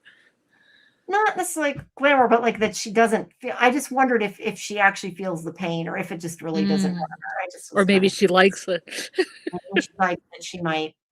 But she tells him that she knows it's confusing, but it's important that he understand he played a very special role in a very important story. Again, with the story, she says that she couldn't have come to them as she was, not with everything they've learned. And yeah, that was what I had mentioned earlier. I am curious specifically what that means. If that has to do with Victor, maybe we'll learn something else later. We see, as she does this, flashbacks of the man as, where'd it go? I'm really surprised they showed all this in this episode. Yeah, we see flashbacks of him at the tree. You were right, or whoever said it before was right. There are no crows. No crows. Yeah. And then we see the man in yellow pick up the suitcase. It continues from before. He opens it up, and there are Sophia's clothes. I don't see earrings, but there's Sophia's clothes. And he starts stripping. So we're seeing the same thing again. And then we see the crowd. As you guys were saying, the crowd. Yay! Who wanted to see that? And I thought it was somebody in the chat that requested that. I don't know. You know what? At times it looked to me like, I was curious, and I might ask him, like, if he's got, like, is there makeup on his skin? Because sometimes I think when they showed it really close up, it to me looked like a skin colored outfit rather than skin. But yeah, it probably is. Well, we'll ask him about it. Yeah, because I'm curious. But because Jamie McGuire wore one, like a full body, like stocking or something. when he Yeah. was in his scene. Yeah. So We'll ask Doug. We'll ask Doug about that. I'm sure we'll ask him a whole bunch of questions about this scene. yeah. Well, it might have been the way they did the morphing on his back too. Like maybe Yeah. it was inside an outfit or something, and it was the way they did it. So anyway, I do not know why they showed him upside down other than to make people think it was a spider. I don't know what the point of that was. But his It's just a bones- beautiful camera angle. It's Jack Bender's beautiful, or his cinematographer's beautiful camera work where it goes pans up from the ground up. It's a really nice shot. It is. It's just confusing a little bit to me. Well, So he is breaking his bones. Look at that. Look at that fucking. ugh. That is definitely part of, I think, the digital where it ended up paused in between. But I Yeah. didn't realize it was that messed up until I paused it. I'm like, that is messed up. Right? Yeah, That that's is some like- American Werewolf in London type stuff going I on. know, that's so funny though. Like I don't know. I found it funny. There he is upside down. You can see the Uh-huh. ribs coming out. See, that weird way the ribs are do look like inhuman. So Yeah. that's why before we thought Ugh. that. Yeah, like I mean, she didn't have a spine like that, so I'm not sure what was up with the way the bones moved, but I I think can get why people thought he was gonna burst some wings out of his back there. yeah, hypermobile squad, yeah. But I don't know. That's why I wonder. Like, I feel like a lot of these bones breaking were more like, let's see if we can make it gross than let's turn him into a woman, because I just don't understand the way the bones went. Don't make sense to me. Not that it matters, but I'm just saying, like looking at them, it doesn't make sense. Yeah. And she closes the mouth, and there she is. There's Sophia. And you're right, she does have. You don't think that Teen in Yellow was any part of this? A back double, an ass I crack don't. double. Because we didn't even see any like other I don't know. I don't. think so. There is a shot of the mouth. Maybe that's where the guy stood in. Yeah, but There's that like an open mouth. part of that is digital. That looks digital. It looks like Okay. I don't Well, know. To me, but it's a like regular person though. Where I have it paused on my TV, it almost looks like a person. So maybe he stood in for that time, like that 2 seconds. well, I mean, I thought that was her. I don't know. To me, it looks like it was probably her. So I don't know. Oh, well, what I see looks like kind of like a guy's body, not a woman's body. But Well, you could be right. We'll hey, find out. Sarah. Yeah, no, we'll have to ask Wednesday. And yes, she had the dresses and glasses on, but it might also be because they didn't want to show her nude either, or maybe she didn't want to. Wah, So wah. Yeah, you no, got it. that part doesn't really bother me because that's just for that reason, possibly. Okay, so she is getting dressed and coming in, and then she says, I know that what happened to you isn't fair, and that you helped me out of kindness or something like that. And then it shows her along the road where she came up to him and is like, she's like, are you lost? Or he says, are you lost? I forget, but they're lost. She says she's lost. Okay. So he's going to give her a ride. And wouldn't that though be, I'm just thinking like outside of that, if she wasn't who she is, wouldn't that be really, really shitty if somebody gave you a ride and then you ended up in that town? That would be really shitty, wouldn't it? Yeah, it would. Of all places to hitchhike. It would be bad. Yeah. So she's riding with him in the car. She touches his chest, gives him a seizure, crashes the car. Yeah, I like her face during all this is pretty great. Yeah, she's enjoying it. You can tell she's enjoying all of this, though, the actress. Yeah. I thought that was the one you could see his tear down his face. It must be one of the next ones, because one of them you can't. Yeah, he can't move. But yeah, this is where she says, that's the one when she has the car in her one face. I mean, this actress is great. Yes. She knows he must be afraid, and I'm sorry you won't get to see what happens next. It's always my favorite part. And obviously that's a throwback to the beginning of the episode when he says the same thing. In case you didn't get the whole thing where he transformed into her, maybe you get it with the line. That's why I say when they copy lines, that's why I think that Ethan might be the man in yellow, because they're copying lines. No, I get it. And she says, do you want to know why? Would you like to know why? And she says, because this is when they tear themselves apart. And she gets this really evil. And then there's the tear going down his face. I don't know if you can see it. I can see it. Yeah. And she suffocate some. Oh no, no, and Yeah, I evil. always thought it was Kenny's face, but it's not. No, it's not. All right, so what do you think about the tear themselves apart? I wonder if I don't know that it's supposed to be meant literally. I mean, it might just be they're going to make themselves break and not be literal. But I also kind of wondered if it is literal and maybe it has something to do Like with they're going to become monsters that tear each other apart. monsters, but maybe that they're going to murder each other and that's what Maybe. happens in a massacre, like that they actually kill. I don't know. That was what I thought when I Well, first one saw of the first things that came to my mind was Jade. Like Jade might snap and he might like try to sacrifice somebody because that's like his lineage. Maybe, yeah. I don't know. I thought different things each time I watched it because I thought that the first time, like maybe she meant literally the massacre, and then after I thought, nah, that doesn't make sense. So I don't know. Which characters do you think will tear each other apart? So you think Jade will tear Acosta and Boyd. Acosta, yeah. And they'll make out afterwards. I was gonna say, but what kind of tearing apart, Scarlett? According to the clothes. Massacre, I believe they're supposed to tear each other apart literally. Yeah, that's kind of what I'm wondering, but we don't know that they did that. The monsters may have did that. It's hard to tell whether she means literal. It really is. I feel like you got to wait. Well, we don't have enough information. We just have Victor's information, and Victor is an incredibly unreliable narrator. So, yeah, very much so. Kimberly says, I was thinking they were going to become suspicious of each other, not united and working together to help each other. Yeah, I do think that there's a good chance the town is going to be split. Probably from what happened to Elgin and Fatima and Tilly. Maybe not, but I feel like they're due for them to fight. You know what I mean? Especially with this line. Because I feel like overall, most of the people get along and like each other, except for Acosta, that fights with Boyd. Most of them are on the same page. And it makes me wonder if they won't be the whole season. I do not know. But I guess we'll find out. All right, let's go to get the starred chat and stuff that we skipped over before. But before we do that, we'll go into the story walking stuff. But before we do that, let's pull some more names. All right, share screen.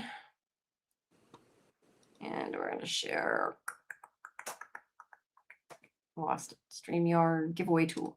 All right, if you haven't already, type hashtag man in yellow spelled out in the chat for a chance to win a talisman keychain, and we will pull some more names. All the people who died in the massacre torn apart by monsters. It might be. I don't know. I guess I'm just wondering if they could mean that. But okay, you guys ready? Let's draw again. You there? Kelly!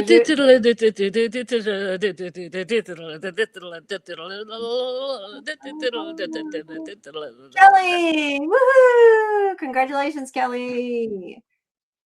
If you are still in the chat, message me in Discord and give me your address and we will get that off to you. Okay, we have so far done 7. Let's do one more and then we'll finish and then we'll do the last 2. How's that? All right, here we go.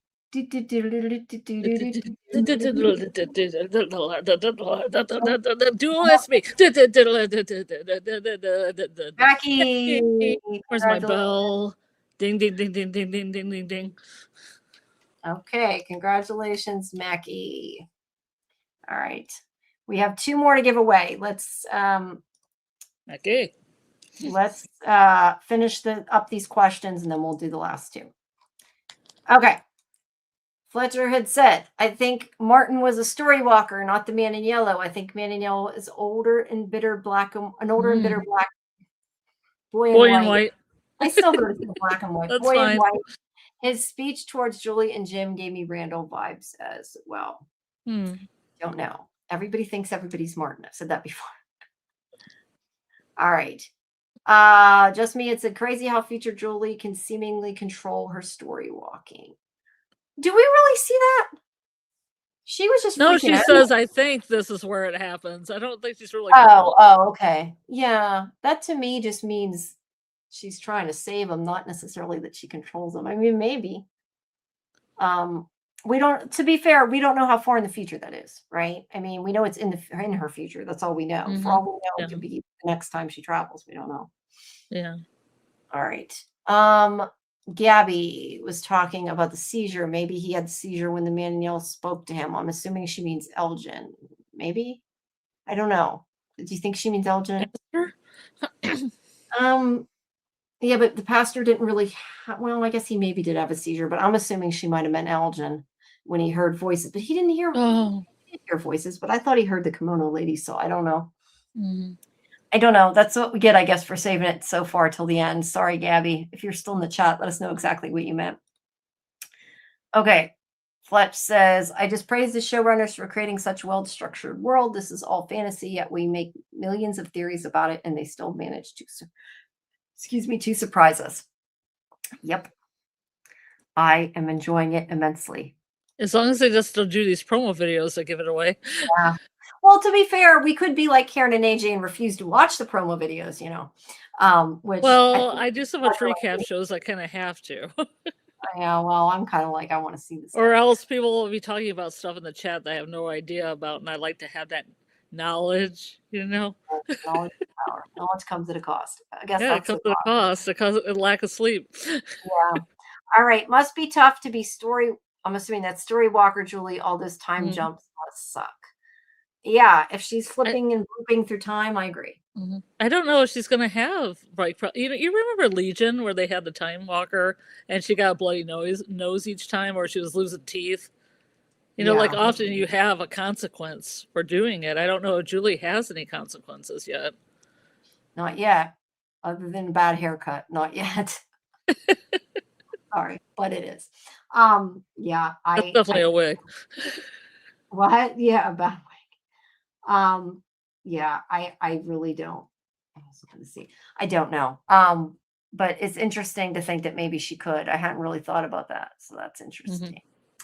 All right, I think present Julie will try to story walk back to the RV location to save Jim, and that's the scene we see in the trailer for stepping up in the events of 209. Boy, Jim Randall Dawn in the RV. Yes, I agree. If you don't like the trailer, but we haven't seen that yet, so yeah, that makes sense if she's trying to save her dad. It really does. I never really thought of it that way. Yeah.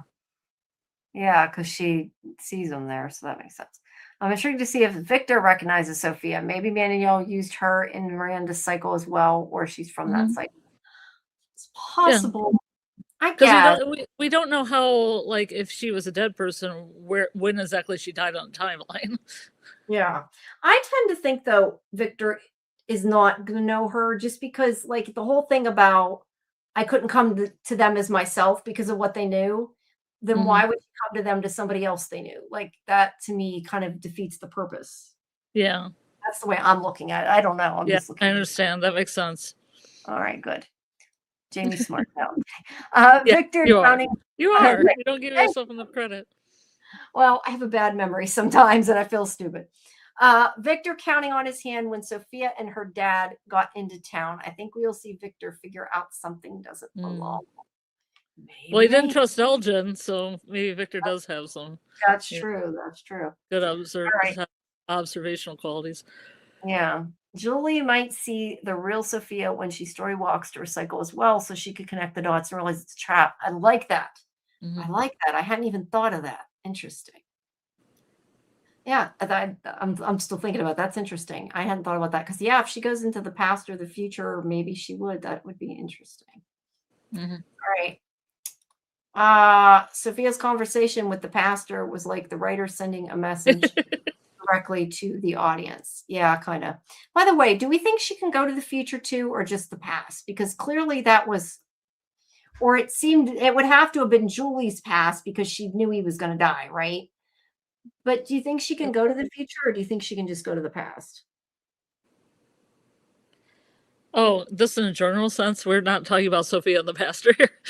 No. I'm talking about Julie when she story walks. Yeah, I'm confused because you got this comment on about that. Sorry. So what I think, and when I wrote in my From Manifesto trademark, is that story walking isn't exactly time travel. Storytelling is like a book where you have the beginning, the end is finished. You can travel from chapter to chapter to chapter, but you can't really affect anything. but you can glean knowledge from those trips.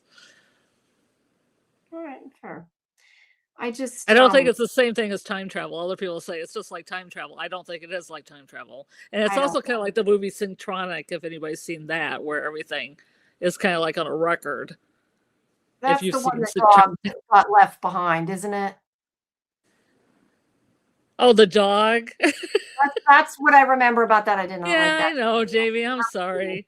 That was mean, but that was a good movie. Other than that, Yeah, but it has a kind of a time quality like that.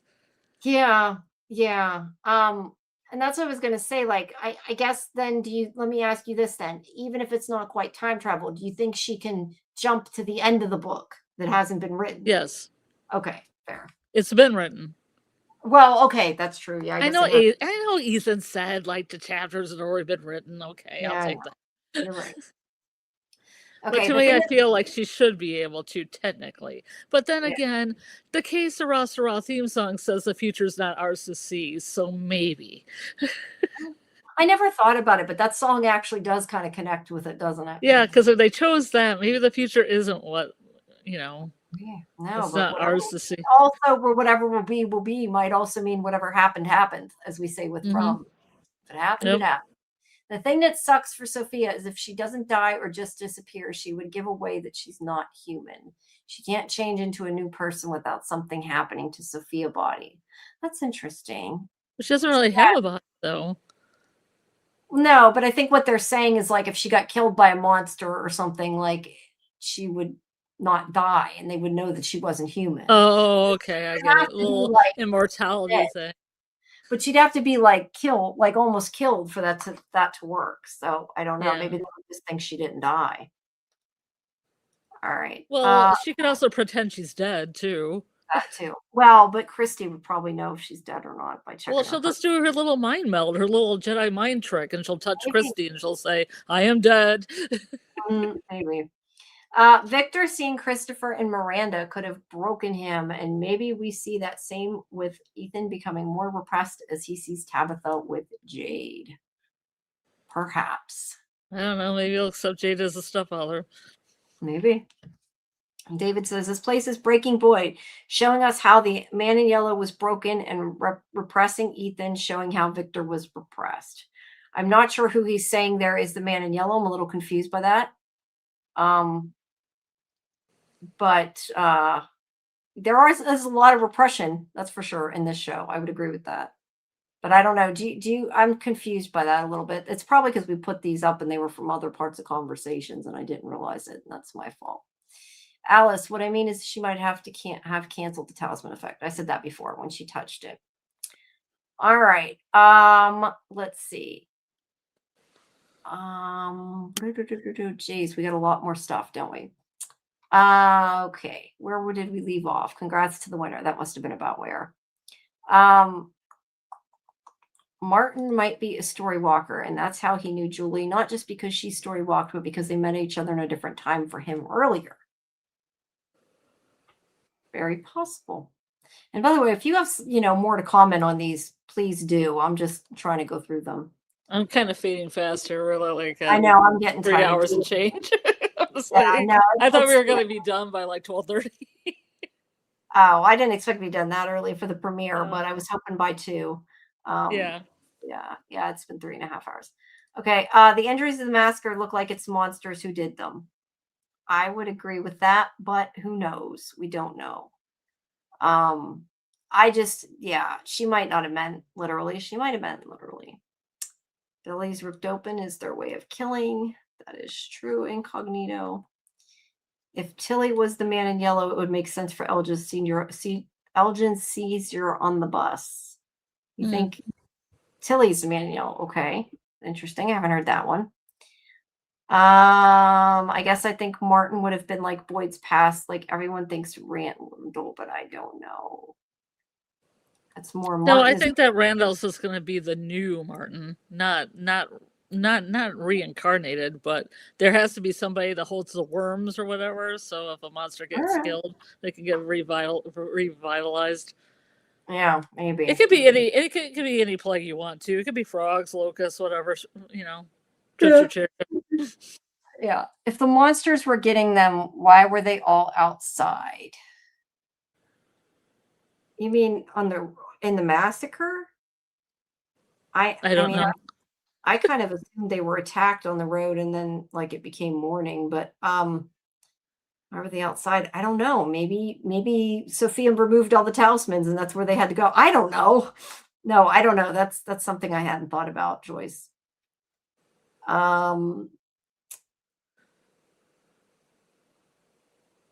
Talking about the faraway tree, can it transport you through time and space and not just space? I would say yes, because a void, Yeah. definitely. I'm trying to go through some, skip some of them, but we could get on time as a concert. I'm pretty sure that town hasn't used a talisman for a long time. Victor, as a kid, certainly didn't have them. No, we know Victor as a kid didn't have them because we know that they came when Boyd came, which was way later. Okay. Bill says Jade looked at Sophia very suspiciously. It stood out to me at the first two looks. Did you notice that? Interesting. Yeah, I kind of got a little bit of a inquisitive Jade vibe with those looks, yeah. I did not notice. That line, I'm not sure what that line was. Similar vibes to me is what the black and white said. Boy in white said to Victor when he tried to cut down the tree. I'm not sure what line that was about. The end of season 3, Walking Julie says, I think this is where it happens. Yes. Maybe Sophia, the real Sophia, is connected to that monster guy that recognizes her at Colony House in episode 1. Somebody recognized her? Maybe. Yeah, I'm not sure what that's what you mean by that. Talking about bootstrap paradoxes. Okay. I believe that the teen boy monster was the man in yellow. Julie, don't you recognize me? It's possible, but I don't think it's the same actor because I think that they were only supposed to be in these episodes from when I had looked it up. Oh, we were gonna do the. Yeah, I know. I was teen gonna and say yellow. We're gonna get there. We should do that. There, we'll put it up. Oh, yep. Okay, let's see. Julie said to her father, I need to change the story. This footage may not be included for nothing. I think the monsters are collecting vessels for the entity, and her vibe is like 50s, 70s. She probably died there a long time ago. Could be. Okay, let's see. The intro shows the monsters in the houses. The talisman may not work on all monsters. Do you mean in the drawing? Does he mean in the drawings? Yeah, the ones from the intro song. Yeah, but couldn't the monster have like gotten in like with Megan because somebody let them in? I mean, that doesn't. Yeah. I don't. Since we're not seeing the clip, it's hard to say. It could be the stuff in the beginning. The like intro song stuff could be when they didn't have talismans. It could be. It could be when Victor was little. Yeah. Or any other time, really. The drawing of the kid under the bed, the monster looks like a boogeyman. Nathan mentions boogeyman. Yes, he does. All right. So before we wrap it up, let's talk a little bit about the teen in yellow. I know we already talked about it some, but what else? Do you have anything specific you want to add? I'm going to stretch some more while we're talking. Oh, you should look up Katerina Bakalias's name online and watch her TV show that was award winning. Interesting. That she did. How to do that? I can't remember the name of it, but look her up. Cool. I think Talisman 3 was the woman that came out of the ambulance and helped with the gurney. Might have been. But I don't know. This teen in yellow is perplexing me. I did a Where's Walt all the way through this thing. Yeah, I definitely did not find. Where is the teen in yellow, everyone? I mean, I thought like maybe if it was further in, like maybe they should, if it was further in, it would make more sense too. It's like in the first episode. Is it just they're hiding them and it'll like pop up later? I just don't get like the teen. This is a younger version. It could be just a younger Doug Hughes. He's like, hey. Yeah, maybe. I was trying to see. Ooh, from my page. Let's see. See, I don't think it has anything on Internet Movie Database either, other than he's in From. And it says he's in one episode, it lists. And since they're listing everybody, I think being in all the episodes, because they have, guys, by the way, don't always believe Internet Movie Database. I've noticed that because I saw people saying that Tien Chen was supposed to be in every episode. And now they're saying, yeah, sometimes they do that to like making sure that if somebody dies, they got that covered. Yeah, I think they don't always, they sometimes just repeat, I think. Because they don't want people to know. Yeah, but I think sometimes they just don't fill it. They just, duplicate what was there before because. Or sometimes even when a character dies, they still give them credit recognition for the rest of the season. Yeah, sometimes. I've seen that happen. Yeah. No, that's true too. But I'm saying sometimes the Internet Movie Database just isn't right. I don't mean like putting them in the credits. I'm saying sometimes they just, I don't think like whoever. It's incredibly hard to put credits into IMDb because I've done short films and stuff. It takes forever. It has kind of green light, red light, yellow light system, and that fails all the time. I had heard you could edit it yourself. I didn't know. Oh yeah, you can, but it'll take hours. You submit it once, and they're like, "Oh, these things are wrong. It's red. Okay, I fixed those. Okay, it's orange. Okay, now it's red again. Why?" Yeah. Well, at any rate, they're wrong a lot of times. Let's put it that way. It's possible that after the mask of the talisman had been thrown away, maybe that's Sophia's plan. Maybe. Yeah. I don't know, but I am curious what that's about. I feel like there were pictures of him on Instagram or somebody in Discord had him, and he was a pretty good looking guy. I wish he would probably be in the show more. He looked like he is a dancer and a stunt person. That's why it made me feel maybe he was a stand-in for Doug during some part of that, or some stand-in for some kind of stunt thing. But usually extras have lines, but maybe they wanted to give him a little credit for that. Yeah, I don't know. I mean, I definitely don't remember seeing him in the show, but I feel like if they gave him that credit, it's either one of two things. Either he's important and he'll be important later, and like right now he's just somewhere in the background, or they're totally trolling us because they know we do this. I think it could be either. Yeah, or it's a joke. Like he stood in for Doug Hughes, and they were like, "Oh, it's funny. We can call him the Teen in Yellow because it's funny." He could be a stand-in. That's true. He could be a stunt double because Sophia's a teenager. He's like standing in for the Man in Yellow as he goes from a man to like a teen. Yeah, maybe. I don't know. I want to know though. Like it's been. Well, ask Doug and see if he will impart any info. I'm sure he won't. They wouldn't even tell us Acosta's first name, and it wasn't important. Yeah, but if it's part of the stunt thing he did and all that, like it could be that he acted with this guy. Yeah, it could be. It could be. We'll have to see, but I don't know. But it just, I saw it and right away I was like, oh my God, what the hell? Like, I mean, I was looking, I did too. Everywhere. So he was a stunt double in the Institute. He was. Interesting. Yeah, he was in there. And yeah, it could just be, a non-speaking role, but not an extra. That's why it's strange that we can't figure out who he is to recognize him. Like, I feel like usually somebody who has a name in the credits. You're right. Yeah. It's not an extra. So usually if their name's in the credits, you can find them in the episode. The fact that you can't concerns me and makes me think it might be important. Or it's possible he was just in the background of a crowd scene too. I do not know.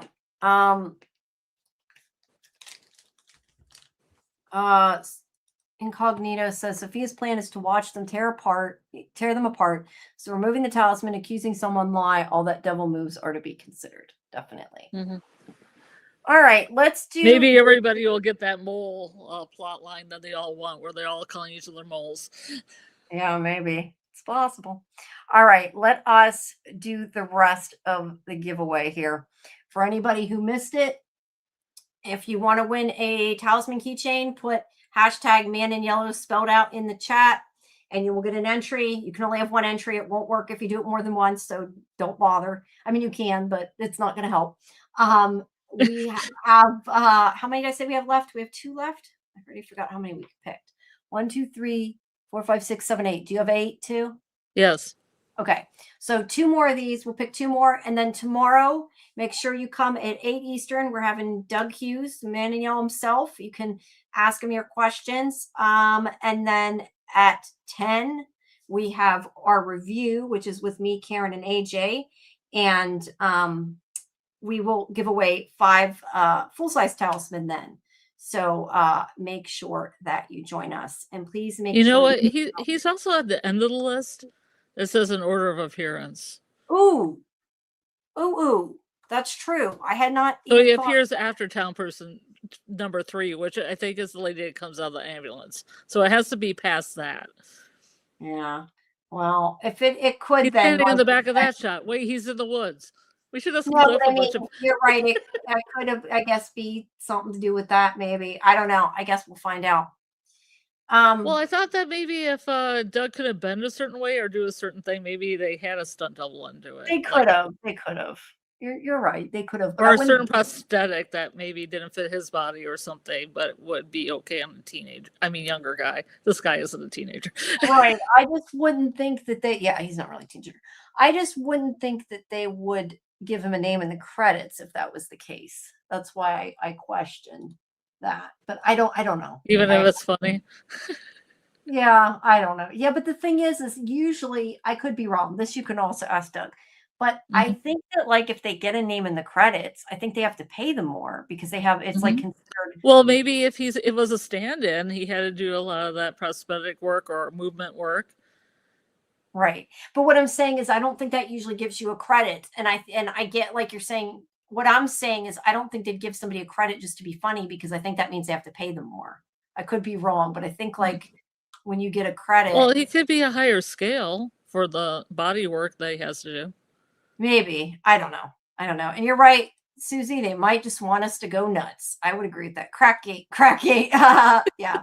But I agree. I think they might just want us to go nuts. I mean, because as far as we've seen, we haven't seen any teenagers in yellow. We haven't seen really any extras that aren't accounted for. But townsperson number 3, I don't even think has a line either. No. I think she just comes out. She's a brunette that comes out of the back of the ambulance, and then she's holding the gurney. Mm-hmm. And she walks past people, but she got a credit. Let me ask you this, and I don't know the answer to this, but like, do they ever give somebody a credit even if they're not really in the episode, if they're going to be like in a later episode? Like, could it be that he's going to be important later? So like they like listed him in this one, even though he only had like a walk-on role. I don't know if they do that. I'm just curious. I don't know. Unless he was doing some, like, there's some spooky sounds I didn't hear when I turned up the TV, and he's like, hi. Yeah. And yellow. Yeah. Yeah, I don't know, but I agree. It might just be. We'll find out. I don't know. You guys just seen it. I've been kind of going nuts over it for weeks, so I'm like, yeah, we can ask Doug, and if it's a stunt thing, he'll probably tell us, and if not, then we'll be like looking through every frame of this thing trying to find some kid. Yes, we will. And somebody did tell me he might be the guy all the way over the left in that one shot, but he isn't wearing yellow. He kind of vaguely looks like Kalev Allred, kinda, but not really. And he's not wearing yellow. I think is the biggest giveaway. That would, to me, would be the biggest thing. He's not wearing yellow. Yeah, I don't know. I guess we'll have to wait and see. Maybe somebody will see somebody in the background in one of the videos that go online. I've watched it like 2 or 3 times now. I haven't seen really anybody. No, I haven't either. I looked too, so I don't know. I just don't know. I never saw the lady behind the tree either in season 2, episode 9 until it was pointed out to me. The person that they think is Julie. Is that what you mean? Mm-hmm. Which I still don't think necessarily is, but I don't know because I can't remember if I actually saw her or not. Yeah. All right, people. Let me do the last of the giveaway. Please like the video, subscribe to Sci-Fi-Vision, check out our interviews on the video tab and at scifivision.com. And like I said, tomorrow I will have up the interview with Julia Doyle, who plays Sophia. My brain is melting. It's after 2 a.m. Sophia in yellow. Yes, play Sophia in yellow. Yeah, I think it was actually a really good conversation. I enjoyed it. I think Yeah, you she guys- seems feisty. yeah, no, she was nice. It was cool. Yeah, it's And cool. also, like I said, She seems Harold like she'd be a fun person to interview. That's what I meant. no, she was nice. I enjoyed the interview. And then also Harold Perno is already up, as is the shout out from him. So everybody check it out if you haven't. And like I said, if you're interested, even though it's not from, there will be stuff for the way home upcoming too. That's the next thing that should have went up that didn't, that will go up. Oh, ow, I just got something in my eye under my contact. That feels awful. Jeez. I don't know. I like blinked and it went into my contact. Okay. Great. Yeah, not fun. All right, we will do the last giveaway. Here we go. And guys, like I said, make sure you come tomorrow, 8 Eastern. We have Doug on. You can talk to the man in yellow. And then at 10, we have our review. Get down to this bottom. It's Tina in Yellow's crisis. Yes, we will ask Maybe. him. I don't think he's going to answer us, but we can ask him. No, you can always ask. All right. That's like when we did the stuff for Revival, when we asked the writer things. We didn't expect him to tell us, so you never know. Okay, Yeah. here we go. You ready?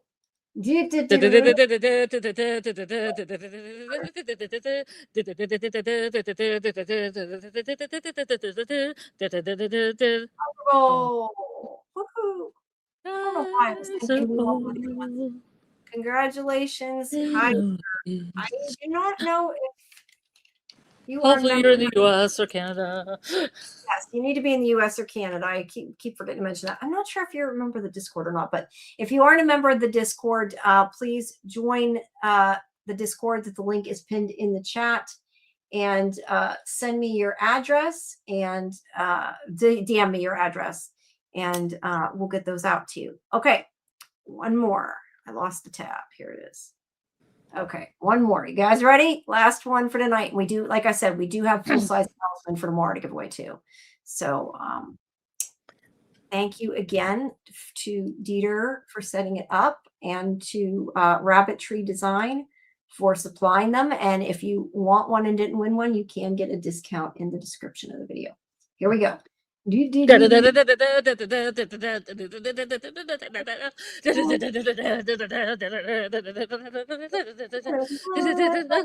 it was almost Doug. Hey, I know it was almost Doug. Congrats. 3 comas. I think that is Trey, right? The names come up different now. Trey's comas, yeah. On YouTube. So yay. Okay. So congratulations to all the winners. I'm gonna write that down. Like I said, send me your private messages in Discord, and I will get those names out, or those addresses out rather, so we can get them to you. Yes. So hopefully we will see you guys tomorrow. Thank you so much for joining us, and yeah, appreciate you guys, and I hope you enjoyed the stream, and we hope we will see you for the review. So thank you guys. We went almost 4 hours. That was too long. I feel like yeah, that's very long. my body hurts. That was long. No, I had fun though. I did have fun, but it was long. Yeah. All right. Good night, everybody. Good night, everybody. Watch out for your teen in yellows. Or your Yes. teens in yellow. Teen in yellow.